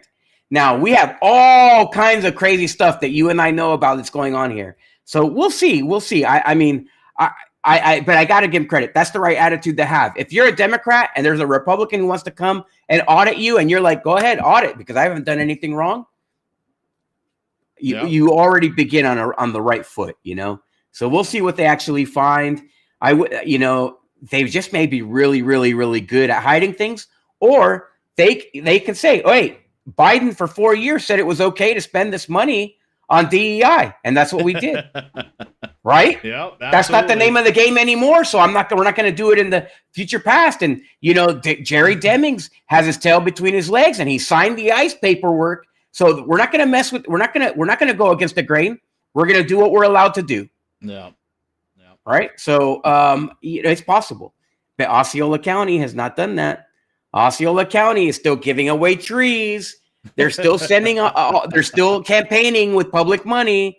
They're still doing all kinds of crazy things that DOGE should have an interest in if it's real. Yes, absolutely. There is more than enough reason for them to come here. There's no doubt about that. No doubt about it. All right, John. So Monique Worrell announcing policies to combat politicization of investigation. New and forward policy changes at the Orlando Osceola State Attorney's Office. In the last couple of hours, State Attorney Monique Worrell announced new procedures to combat what she calls the politicization of investigations. Well, she was Justin Shecker live at the State Attorney's Office with this new plan. Justin. I don't feel so bad. He even tripped over that word. Jesse, good afternoon. State Attorney Monique Worrell held this news conference this afternoon in response to a new lawsuit filed by a former state attorney office employee. She calls it, quote, a baseless and defamatory lawsuit that accused her first administration of destroying public records before Governor DeSantis removed her from office 2 years ago. This is all connected to the Polk County grand jury investigation into Worrell before she was sworn in again last January. According to the new lawsuit, the investigation had to do with accusations Worrell and her staff intentionally and systematically did not preserve public records. Worrell emphatically says that is false. Now she says her office will file a petition asking the court to determine whether documents from that investigation can be released without violating laws surrounding grand jury proceedings. The bottom line is Worrell says the prior administration under State Attorney Andrew Bain launched a politically motivated investigation to prevent her from taking office after she won re-election last November. No prosecutor's office in this country should be used as a political weapon. It's time to bring clarity, transparency, and lawful resolution to a process that was broken under the appointed administration. And Worrell says she's developing a policy to ensure best practices that taxpayer resources aren't used for politically motivated investigations. And today I asked Worrell about the status of that grand jury investigation and whether it's over. She says under state law she's not at liberty to comment, but to date, State Attorney Worrell has not been indicted on any criminal charges. Covering Orange County Live in downtown Orlando. All right, well, let's get her indicted. Governor DeSantis, please remove her again, please. Please, if that's the last thing you do, remove this woman again. Well, it will be interesting to see what happens with that. Now, we saw that was also a messed up GOP-driven election, right? They had somebody get into that race who they instructed that you're going to drop out so that Andrew Bain could get into the seat, right? Yep. And so they had a Republican get in, then another Republican tried to get in. They told that Republican, get out, we'll give you something else. We'll do. They tried to convince him to get him out of the race so that the other Republican would win, so that he would drop out, because the Republican that they were trying to get out, they knew that he would not drop out when it came to the general election. That was a giant mess. It shows how corrupt the Republican politicians are also, and the Republican leaders. That was bad. I don't think it was necessary. It was an impossible race to win. An impossible race to win. You weren't going to win it with an MPA. You're not going to win it with an MPA. All right. An MPA is never going to win in Florida like that. Not in a partisan seat like that, in a left-leaning seat nonetheless. So now you're not getting the Republicans to vote for you. They don't have no idea who you are. I mean, it's just, that was a total fumble. That was a total fumble. You made people look bad. You ruined their reputations. The candidate who they asked to get out and to quit at the end, They ruined that guy's reputation. That guy won't be able to run ever again. Yeah. Right? The minute anybody sees his name, they're going to think, oh, that's the guy that, that fumbled this race and blah, blah, blah, whatever. Right? It ruined Andrew Baines. Andrew Baines, nice guy. Yes, great absolutely. lawyer. Yep. Good judge. Right? They ruined his reputation. They stained his reputation. He should have said no. He should have said, like, forget it. I'm not going to do it. I'm not going to do it. I'll run the right way. Give me the money. Yeah. You guys have the money. Give me the money so that I can put up a fight. And he should have done that. But instead, they tried to be the corrupt guys that they are, and they ended up ruining everybody's reputation in that race. That was just terrible. And now they're giving, this is the problem. This is what I hate about the GOP. This is what I hate about the GOP. They gave the moral high ground to this state attorney who was put in by who? Who funded her campaign? George Soros. The Republican Party, the Republican leadership created a situation that gave the Democrat funded by George Soros the moral high ground. Yep. That is unforgivable. That is political malfeasance of the worst kind. There's one advantage that Republicans have. It's the moral high ground, subjectively, relatively, right? We're not talking about the actual people because they have no morals at all, as we know. But the fact is that they gave the Democrat who was put into office by George Soros the moral high ground, allowed her to pass policies, to put forward policies for not politicizing the office, not weaponizing her office, and makes her look like the good guy. Yeah. And that is unforgivable, because is she a good guy? Absolutely not. No. But they make her seem like one. And that's what the GOP is good at in Florida. That's what the Florida GOP is good at. And that's why their leadership is horrendous and they suck, because they even make a corrupt state attorney who's put in by George Soros look like the good guy. Inexcusable. Yep, absolutely, John. Absolutely. All right, so Osceola County Sheriff's Office. Another deputy and a civilian employee arrested. The current Osceola County Sheriff, Christopher Blackman, alleges that when in office, his predecessor, embattled suspended Sheriff Marcos Lopez, knew that one of his deputy sheriffs was engaged in potentially illegal activity. I'm News 6's Mike Valenti, and that is one of two former employees we're just now learning about under legal scrutiny. We found this information, but the prior administration knew about this and failed to act on it. And when you say the prior administration, did this go as high as Marcos Lopez? Absolutely, yes. Blackman says the person whose actions Lopez ignored is Kyle Henry, a 40-year-old deputy sheriff now on administrative leave, arrested Wednesday and accused of trying to access internal computer systems and databases without authorization. Blackman did not provide any evidence that Lopez, who was already facing was that his bodyguard? Ignored misconduct. I believe it was one of them. As we continue to look at the remember, he had two. agency, The other one got arrested too. But that was for like agency domestic people. issues. We just have a small segment that we're looking at that have some issues. And with that, as we see those issues, we will arrest and prosecute those people if it's criminal charges. The other former employee whose arrest we learned about is 64-year-old Cassandra Worthland, also related to unlawful access to computer systems, but is not connected to Henry's, and one that Blackman notes Lopez did not know about when he was in office. Reporting outside the Osceola County Sheriff's Office, Mike Valenti, News 6. Wow. Yeah, I believe, like you said, John, I believe this guy, I know that Lopez had two guys that were with him all the time.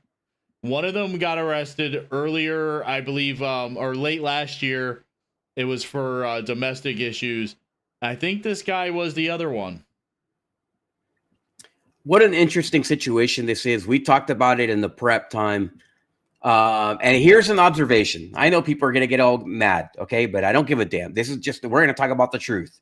And at the end of the day, what's good for the goose is good for the gander, okay? I had to give credit to the Democrats in Orange County right now, throwing their hands up and saying, go ahead and check us out, right, to DOGE. I'm going to do it here at the same time.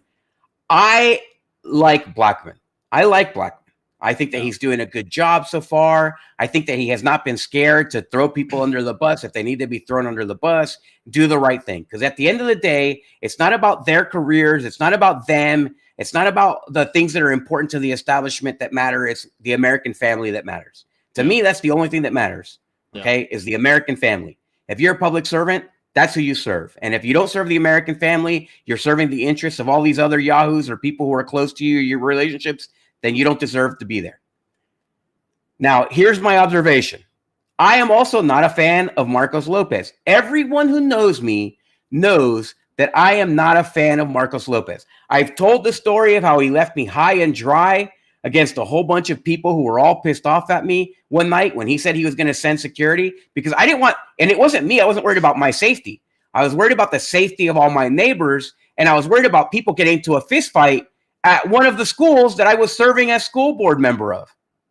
So I did not want there to be somebody to get hurt on a school, you know, out of school. So I asked for his help. He left me abandoned there, whatever, multiple things. He also, obviously a crooked guy involved in gambling and with this Chinese alleged spy. Okay, at least I thought she was a spy. I'm not a fan of Marcos Lopez. But here's an observation.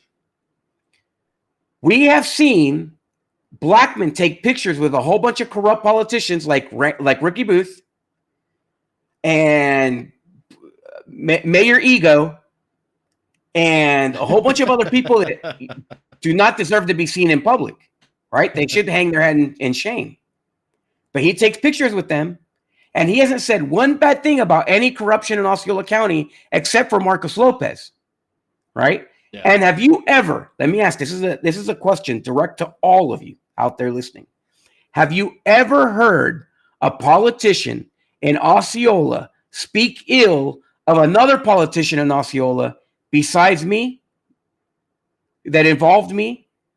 You would only hear politicians either speak bad of me or me speak ill of someone else. But we've never heard them talk bad about each other, Democrat or Republican. You never heard Ricky Booth say, oh, I don't like the way Brandon Arrington kisses me, right? You've never seen that. They love each other, right? Yep. You've never heard them speak badly about each other. So this cop, the sheriff now, comes and says, oh, Marcos Lopez knew about this. That's an allegation. That's a legal allegation made by a sheriff, right? He knew about it. He knew. He was making a legal allegation in public on the record about another politician. I've never seen that happen in Osceola County before. No. And it's the only one. And it makes me wonder, again, not a fan of Lopez. Don't care what happens to Lopez at all. I don't care if he ends up in jail for the rest of his life. It's not my issue. Okay. What I care about is the truth. What I care about is honesty. What I care about is serving the public and serving the American family specifically. And I got to wonder, in my mind, as an observation, we see this sheriff crapping on a former sheriff, which we've never seen before. And you got to wonder if the fix is in against Marcos Lopez. Again, I'm not Marcos Lopez's fan. I think he might be. I think he's perfectly capable of being guilty of everything that he's accused of. Yeah. But now we see his two bodyguards get arrested. Yeah. Maybe it's their fault, right? Obviously, domestic violence, that's going to be the guy's fault. This guy was checking on a computer, right? But all the cops do that, by the way. How many times have we heard about cops going on a computer and checking somebody out? Right? Nope. But now this guy gets arrested. He happens to be the bodyguard of Marcos Lopez. It's just strange. Well, we think that he is. You know, I'm not saying for certain. We're assuming. Yeah. We're assuming. It's just the observation that this guy is going after Marcos Lopez like crazy. Every time he goes out in public, he talks about Marcos Lopez. Right? Yeah. And I just don't know. I don't know, right? Because I know that they did not want Marcos Lopez as sheriff. So is this the establishment pushing and grinding against Marcos Lopez? Also, I'm not saying he's not guilty. I'm not saying that he shouldn't be in jail. I'm saying, but we know that the establishment did not want Marcos Lopez in there. Marcos Lopez is not any more innocent than the establishment. I think he's just as bad as the establishment, but I don't think he was necessarily part of the establishment. They didn't want him involved. They couldn't trust him. They didn't want him there. Okay, so it's just funny to see Blackman like be part of this so thick with Marcos Lopez. Normally, from what I've observed, 40 years of watching politics on TV, normally you don't hear anybody talk about the other guy who's gone.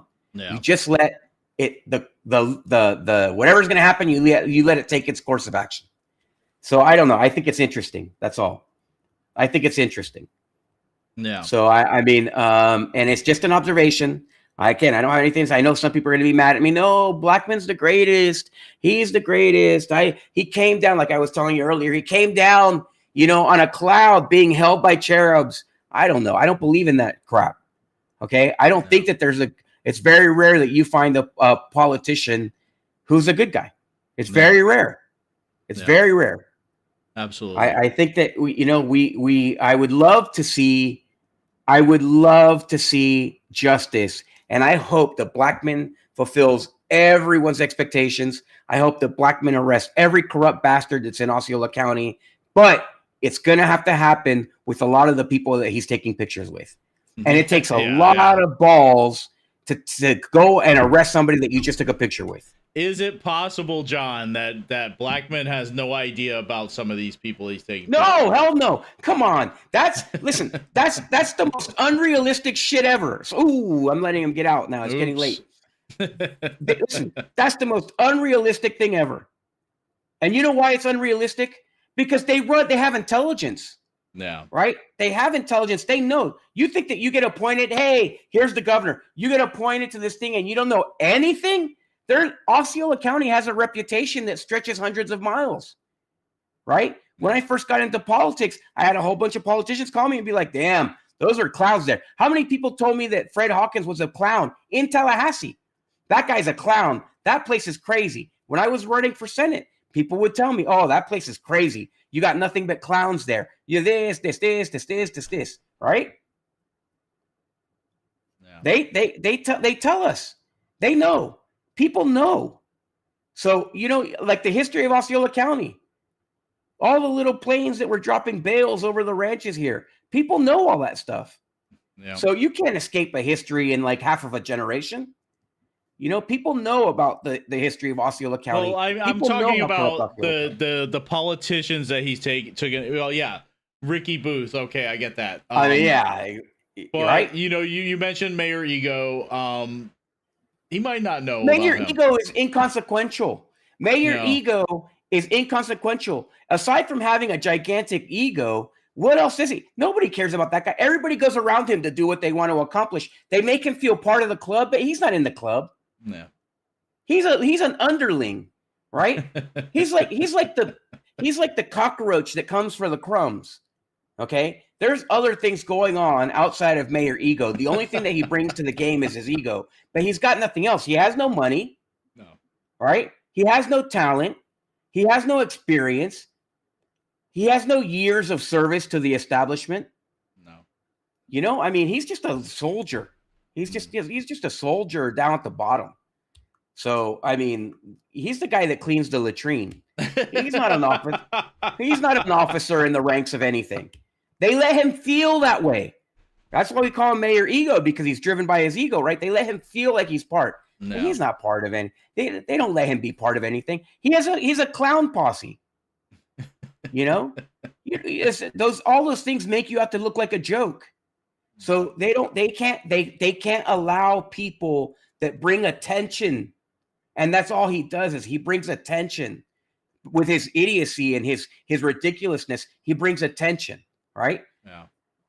I mean, they would have kept trying to bribe me, but what did I do? Yeah. I brought attention, right? Too much heat, too much attention.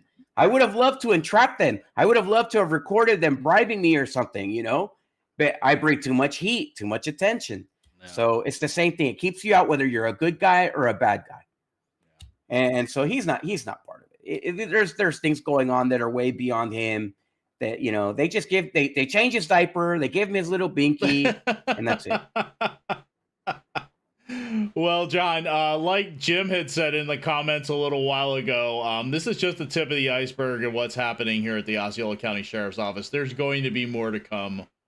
We've been saying that. Man, that's a great. That's a great. If the got sheriff of the arrested, there's county more to goes come. down for gambling, imagine what else is going on. If the sheriff goes down for gambling, imagine what else is going on. And you think Blackman thinks, oh my God, the sheriff in this innocent community, look at what the sheriff was doing. Come on. All right, John. So let's move on. City of Kissimmee. They have decided to where did the video go? All right. I lost it. Son of a biscuit. All right. Anyway, give me 1 second. I'm going to bring it up. But yes, they agreed to a compromise on a noise ordinance thing, and I have to find it. You know what?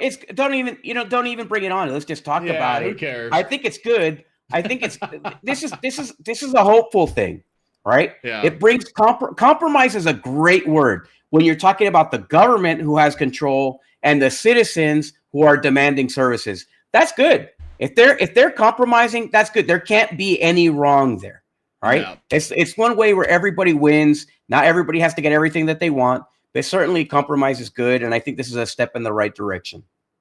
Yeah, absolutely, I agree. Because I don't like when the city takes full control. They try to coordinate, ordinance everybody out of everything, and I think that's the wrong way to go for a city. And this is a great change of pace by the city. Instead of trying to demand that people behave a certain way or do something, they're compromising with the community. Yeah, no. The city is not the boss. The city is not the boss. The people are the boss. The city serves the people. No, I agree. I don't even know what I did with the video for this one. I think that I deleted it accidentally, and really, they just changed the noise ordinance in Kissimmee.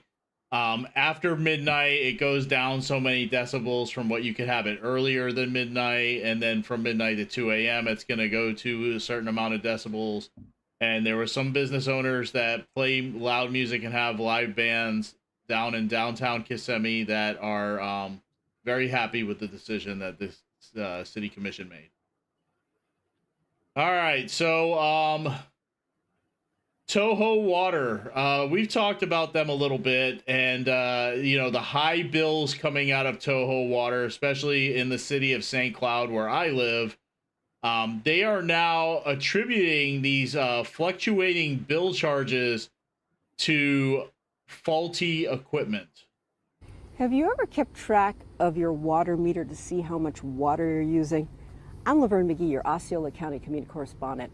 Last night I was doom scrolling and I was on St. Cloud Rants and Raves, and a lot of the people on there were complaining that their water bill seemed very inconsistent. So we decided to speak with one of the homeowners and find out what was going on. How does it double when we have done nothing different? And there's been times when we've gone away for a week. Andrew Croak invited us over to his house in St. Cloud to see his water bill for ourselves.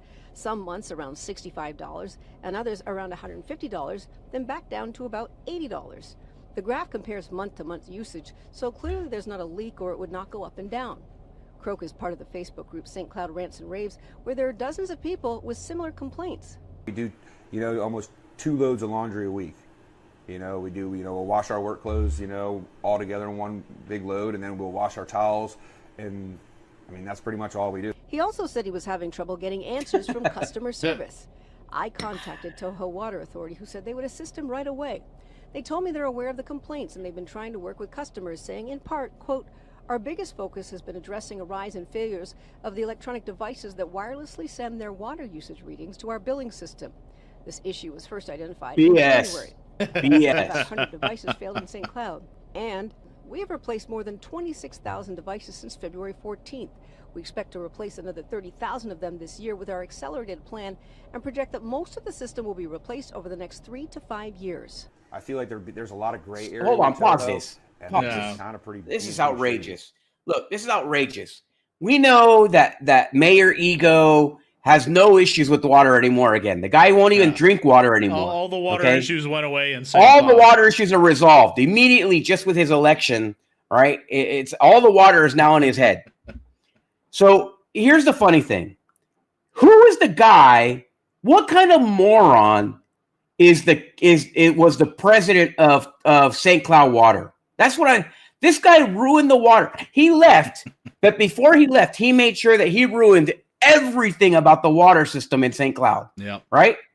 Where's that guy? Is that guy in jail or something? No, he runs TOHO You know Water. That's Todd. Oh, Swingle. wait, what?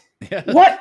Wait, you're telling me that the guy who allowed the accident to happen at the water plant, Todd Swingle. Wait. I'm misunderstanding. Ran St. Cloud Utilities, and when he was forced out of St. Cloud Utilities because of what happened, he went to go running TOHO Water.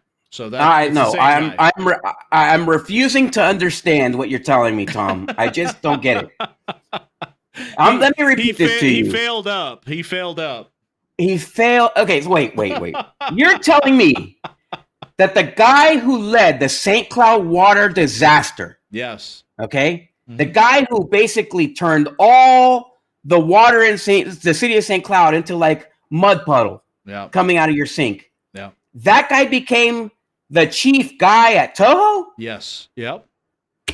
What? It just doesn't make any sense. Wait, and so the guy who's the moron who put in a whole bunch of broken water machines? Yeah. The water devices that send device failures to the bills. Yeah. Is that the same guy? Yep. Wow. They're chalking this up, and we don't have to play any more of this video.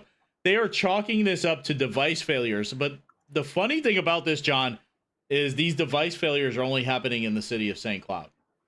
What a miracle. That's what I'm saying. That's a miracle, right? So they bought, apparently, they bought a whole bunch of faulty machines that they're charging the taxpayer to pay again. And you're telling me that their bills are inconsistent and no one at TOHO realized that was happening until the customers started complaining?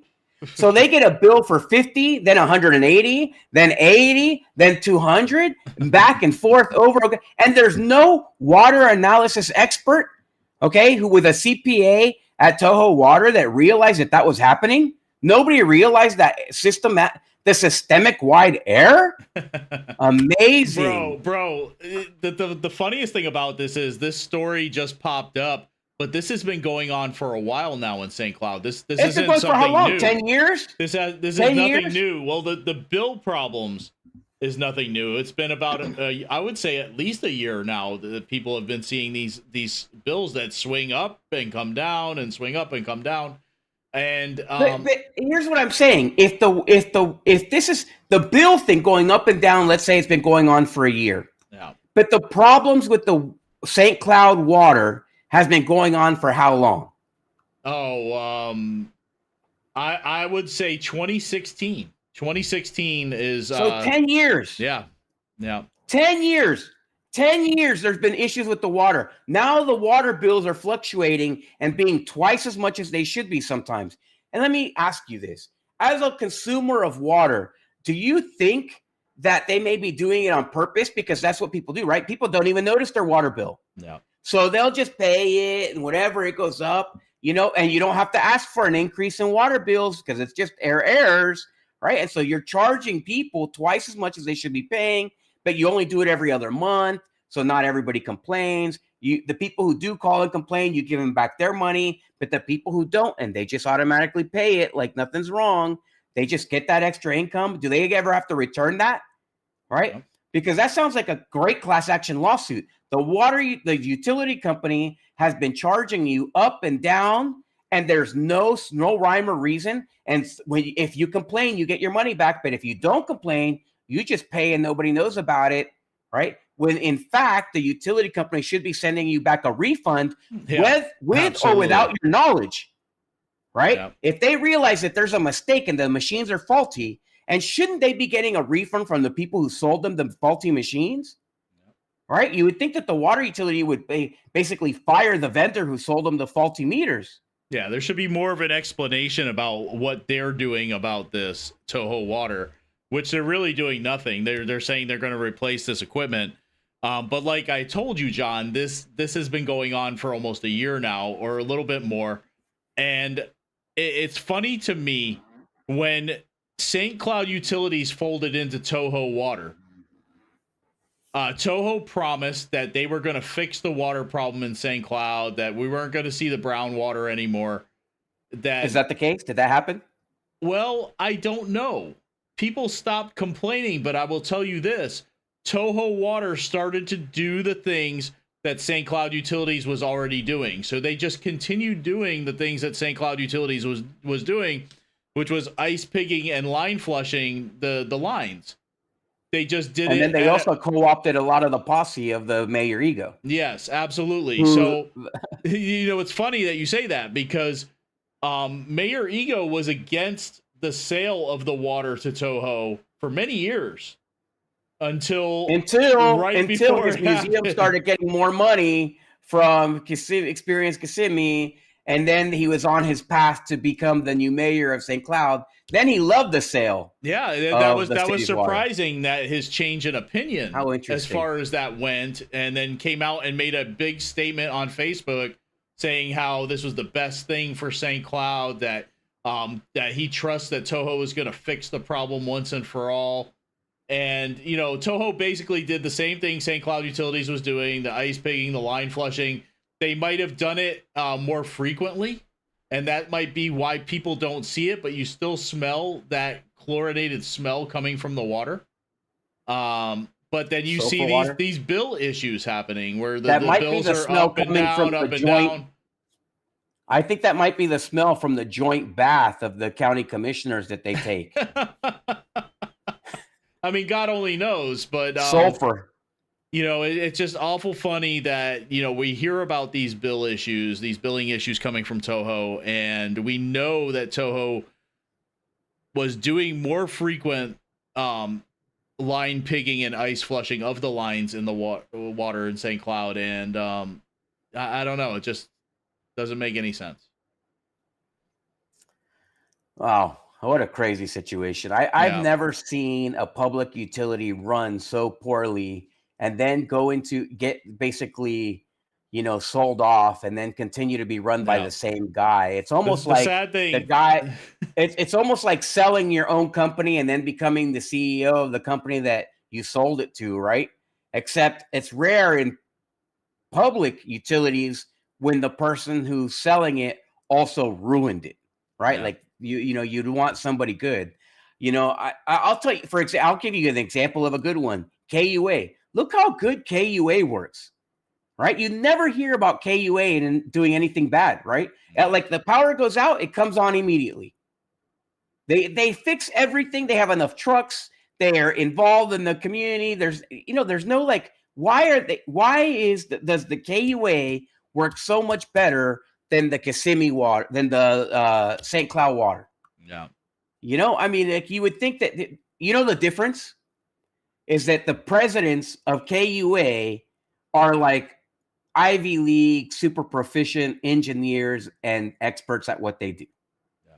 That's the difference of talent. So the leadership of KUA are like these super smart guys that know what they're doing. And it seems like the people at St. Cloud chose that their cousin that almost graduated from high school. The sad part about this is that utility, the water utility, St. Cloud Utilities, was the only thing making the city of St. Cloud money.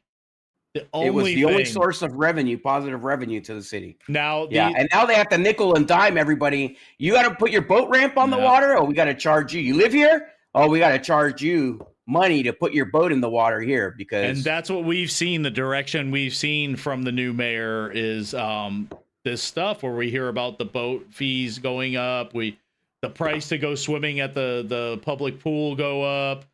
We're hearing about possible parking meters coming in. The city, what I don't understand is that the city is increasing in size, right? Yeah. Aren't they swallowing up every development in the area? Or annexing, so they're getting more money. The tax in. base is increasing. Yeah. So it's amazing that they're, this. This council, it sounds like a great case for DOGE. Absolutely, bring them in here too. To Kissimmee too. You know what I mean? I'm sure Mayor Jackie Espinosa will have no problem with them coming in and looking at Kissimmee. But this council that it currently exists, all of them will say, they had no hand in the sale of the water to TOHO. And they can all say that because none of them were there except for one, which is Councilman Urban, who was the one who motioned to sell the water to TOHO. So but if they don't speak out against it, your job is to advocate a position. Yeah. All right. If you're an elected official, your job is to advocate a position. There's nobody in the city that wanted that stuff. There's nobody that wanted that sale to happen. It was only the establishment, the people who benefit, the high-level people who are a bunch of crooks in Osceola County wanted to sell it. And for what reason, who knows? But there has to be one. They voted to put it in the hands of the man who screwed it up in the first place. Yeah, that's crazy. Yeah. That is absolutely crazy. Crazy. I wonder if well, who knows? All kinds of things are possible, right? Yeah. All kinds of when you get to pick the CEO of the new entity, all kinds of things are crazy. All kinds of things are possible. Yep. Absolutely. All right, John. So one money pit wasn't enough for the city or for Osceola County. I was going to say the city of St. Cloud, but that's where they're building it. Another money pit. They're calling it Neo City South. And let me bring this up so you can look at the story here. Yep, there is a Culver's ad. And yes, I'm going to block these notifications. But yes, Osceola County to launch Neo City South. Exciting, huh?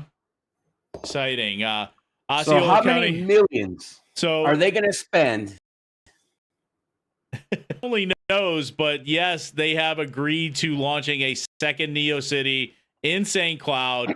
The county has contemplated Neo City South since acquiring 323 acres last year on the Cross Prairie Parkway at the new Florida's Turnpike interchange with Nolte Road. Development Services Director Raymond Stengel announced the decision last week while speaking to the Osceola County Association of Realtors. We've got Neo City moving forward at a brisk pace, and we've got lots of interest there. And now we're taking job every year. Yeah, now we're taking the next step to look at the 300 acres and partnering with the city of St. Cloud in creating Neo City South. We're 300 acres? Yeah. Wow, this is what corruption can do for you. Listen, kids, drop out of school. You can be a complete and total moron. As long as you're corrupt as hell, you can make all your dreams come true. Look at this. So they sold this land, right? All the people here who the corrupt people who sold this land, sell the land. They're going to go in they're going to invest to make this giant neighborhood, but they don't have any damn money. Okay, they don't have any money is the bottom line. So what do? They go to their friends who are county commissioners and say, hey, we don't have any cash. We need you guys to give us the citizens cash. The citizens fund this. Then the county pays $300 million for a piece of land that they could have bought for half that amount. And they make these people rich so that they can do their development so that they can get even richer. That's why there's this runaway development here, because they don't have to pay for it. They're using taxpayer money to make all these developments happen because any money. $1 million. So what do? We go to the school district dollars build area. Do they need it there? No, because we're going to help them out. All permitting is open. So everything happens. Who knows what a kickbacks looks like on a project like this? Because it's the only way. And I want to know where the hell, DOGE, for the last time, you have the county buying hundreds of millions of dollars of lands. Okay? Hundreds of millions of dollars of land here. Because where does this money go? It goes to funding development. Now, Blaze is a former home builder. So who knows? Maybe he's not offended by this. But the fact is, when the county uses your taxpayer money that they're supposed to be building roads and stuff for, and instead they go and they build this land, then they build some gay statue, then they build all this other stupid crap. They're using your taxpayer money because they don't have the money. They need to transfer the money, your taxpayer money, to developers, so that developers can put all this stuff together. Yeah. Otherwise, it doesn't work. That's why there's so much development in Osceola County, because it's publicly funded development that turns into private dollars. Yeah. You know, this goes out the things that originate Neo City. It says the commissioners paid $17.3 million for this Neo City South. You know, and building or put Neo City, you haven't even come close to nearing the original. The other one is a failure. One. Yes, it's a failure. It's a straight up failure, and you're going to open up another one. How much are they going to? They can get away with as much as the citizens of Osceola County will let them get away with and spend, because this money goes into the pockets of their friends. Yeah. So, yes, they're also moving ahead with Peyton St. Cloud, on which it is taking a similar approach to Neo City South. A year ago, the county paid $15 million for 61 acres between US 192 and Neptune Road. It is now negotiating with JCQ Services, an Orlando hospitality and theme park fabricator, for the site. Don Fisher said the company has still until December to reach a purchase agreement with the county, and they were the sole responder. This right here. Wow, what a miracle. Only one. So here's a funny thing. Why is the county so much in land going back and forth? Yeah. Right? Normally that's a private action. Private companies are interacting, right? Private companies are buying from each other. When you're a realtor, do you go to the government? Actually, Cheryl Grieve does. Cheryl Grieve can sell her land to the government, right? She can sell a house to the government. But normal realtors, a normal broker goes out, they get a house listing, they sell it to another private individual. But what do all these corrupt establishments do? What do these backwards inbred people do in Osceola County? They sell it to the county because it's their friends. Yeah. Who knows what money is actually trading places here when the county decides to spend hundreds of millions of dollars on these projects and they pick the winners and losers? Because for sure, let's say, for example, that I went up there and I put in a bid for something. Do you think I'm going to win anything?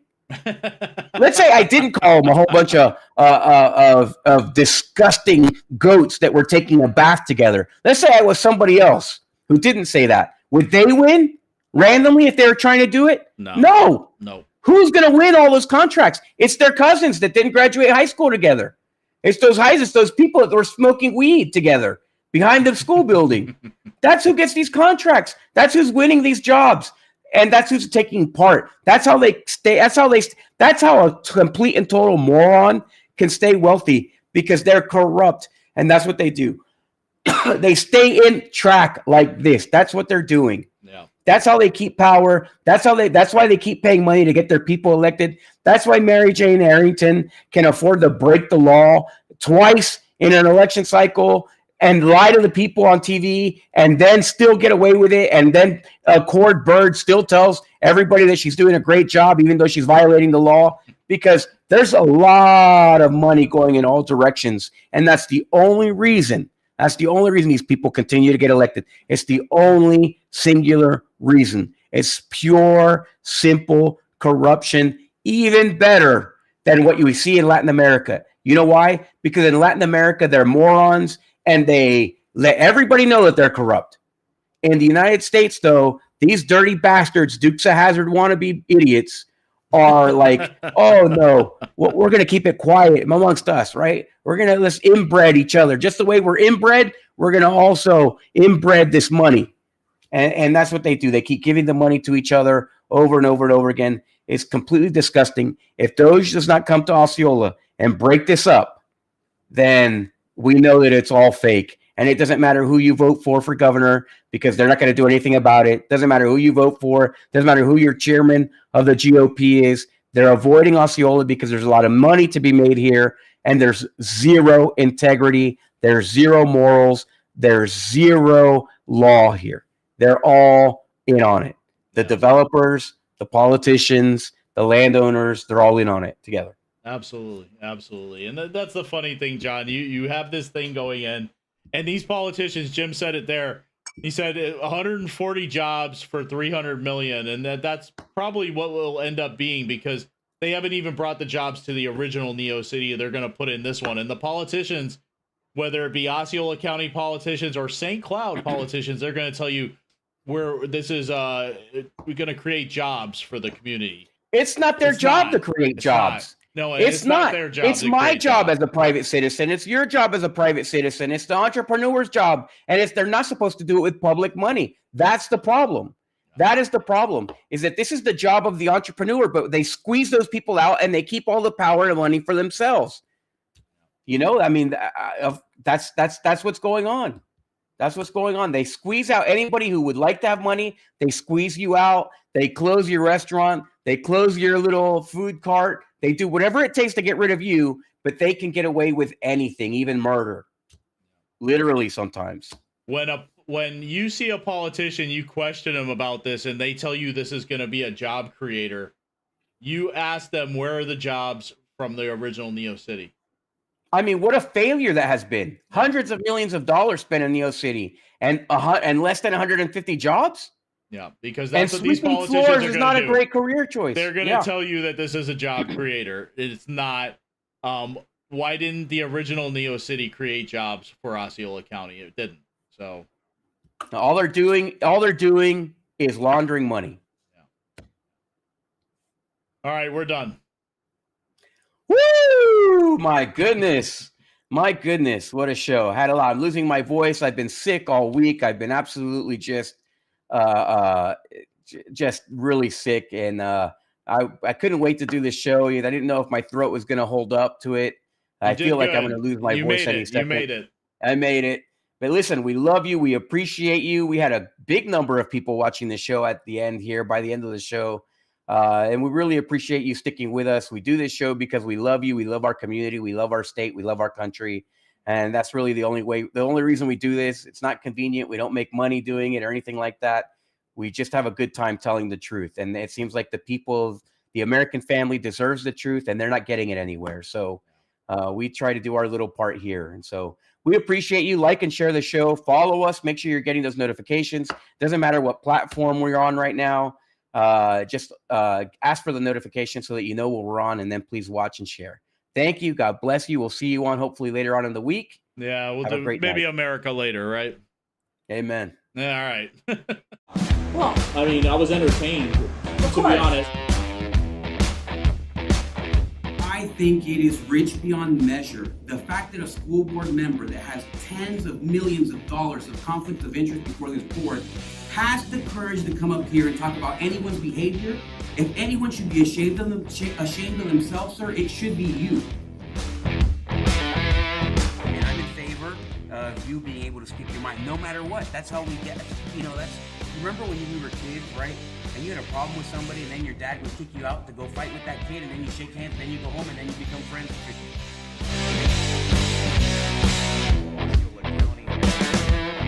Disgust when they're trying to, take this word and give it meaning that it doesn't have.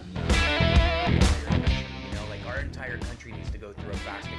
You see all of these new age hippies, right? They're constantly fasting. They're doing starvation diets, or they won't eat for this. What is it called? Like some kind of intermittent fasting. Intermittent. It's not just us, and not just fans of President Trump, MAGA Republicans. We're not the only ones that see it.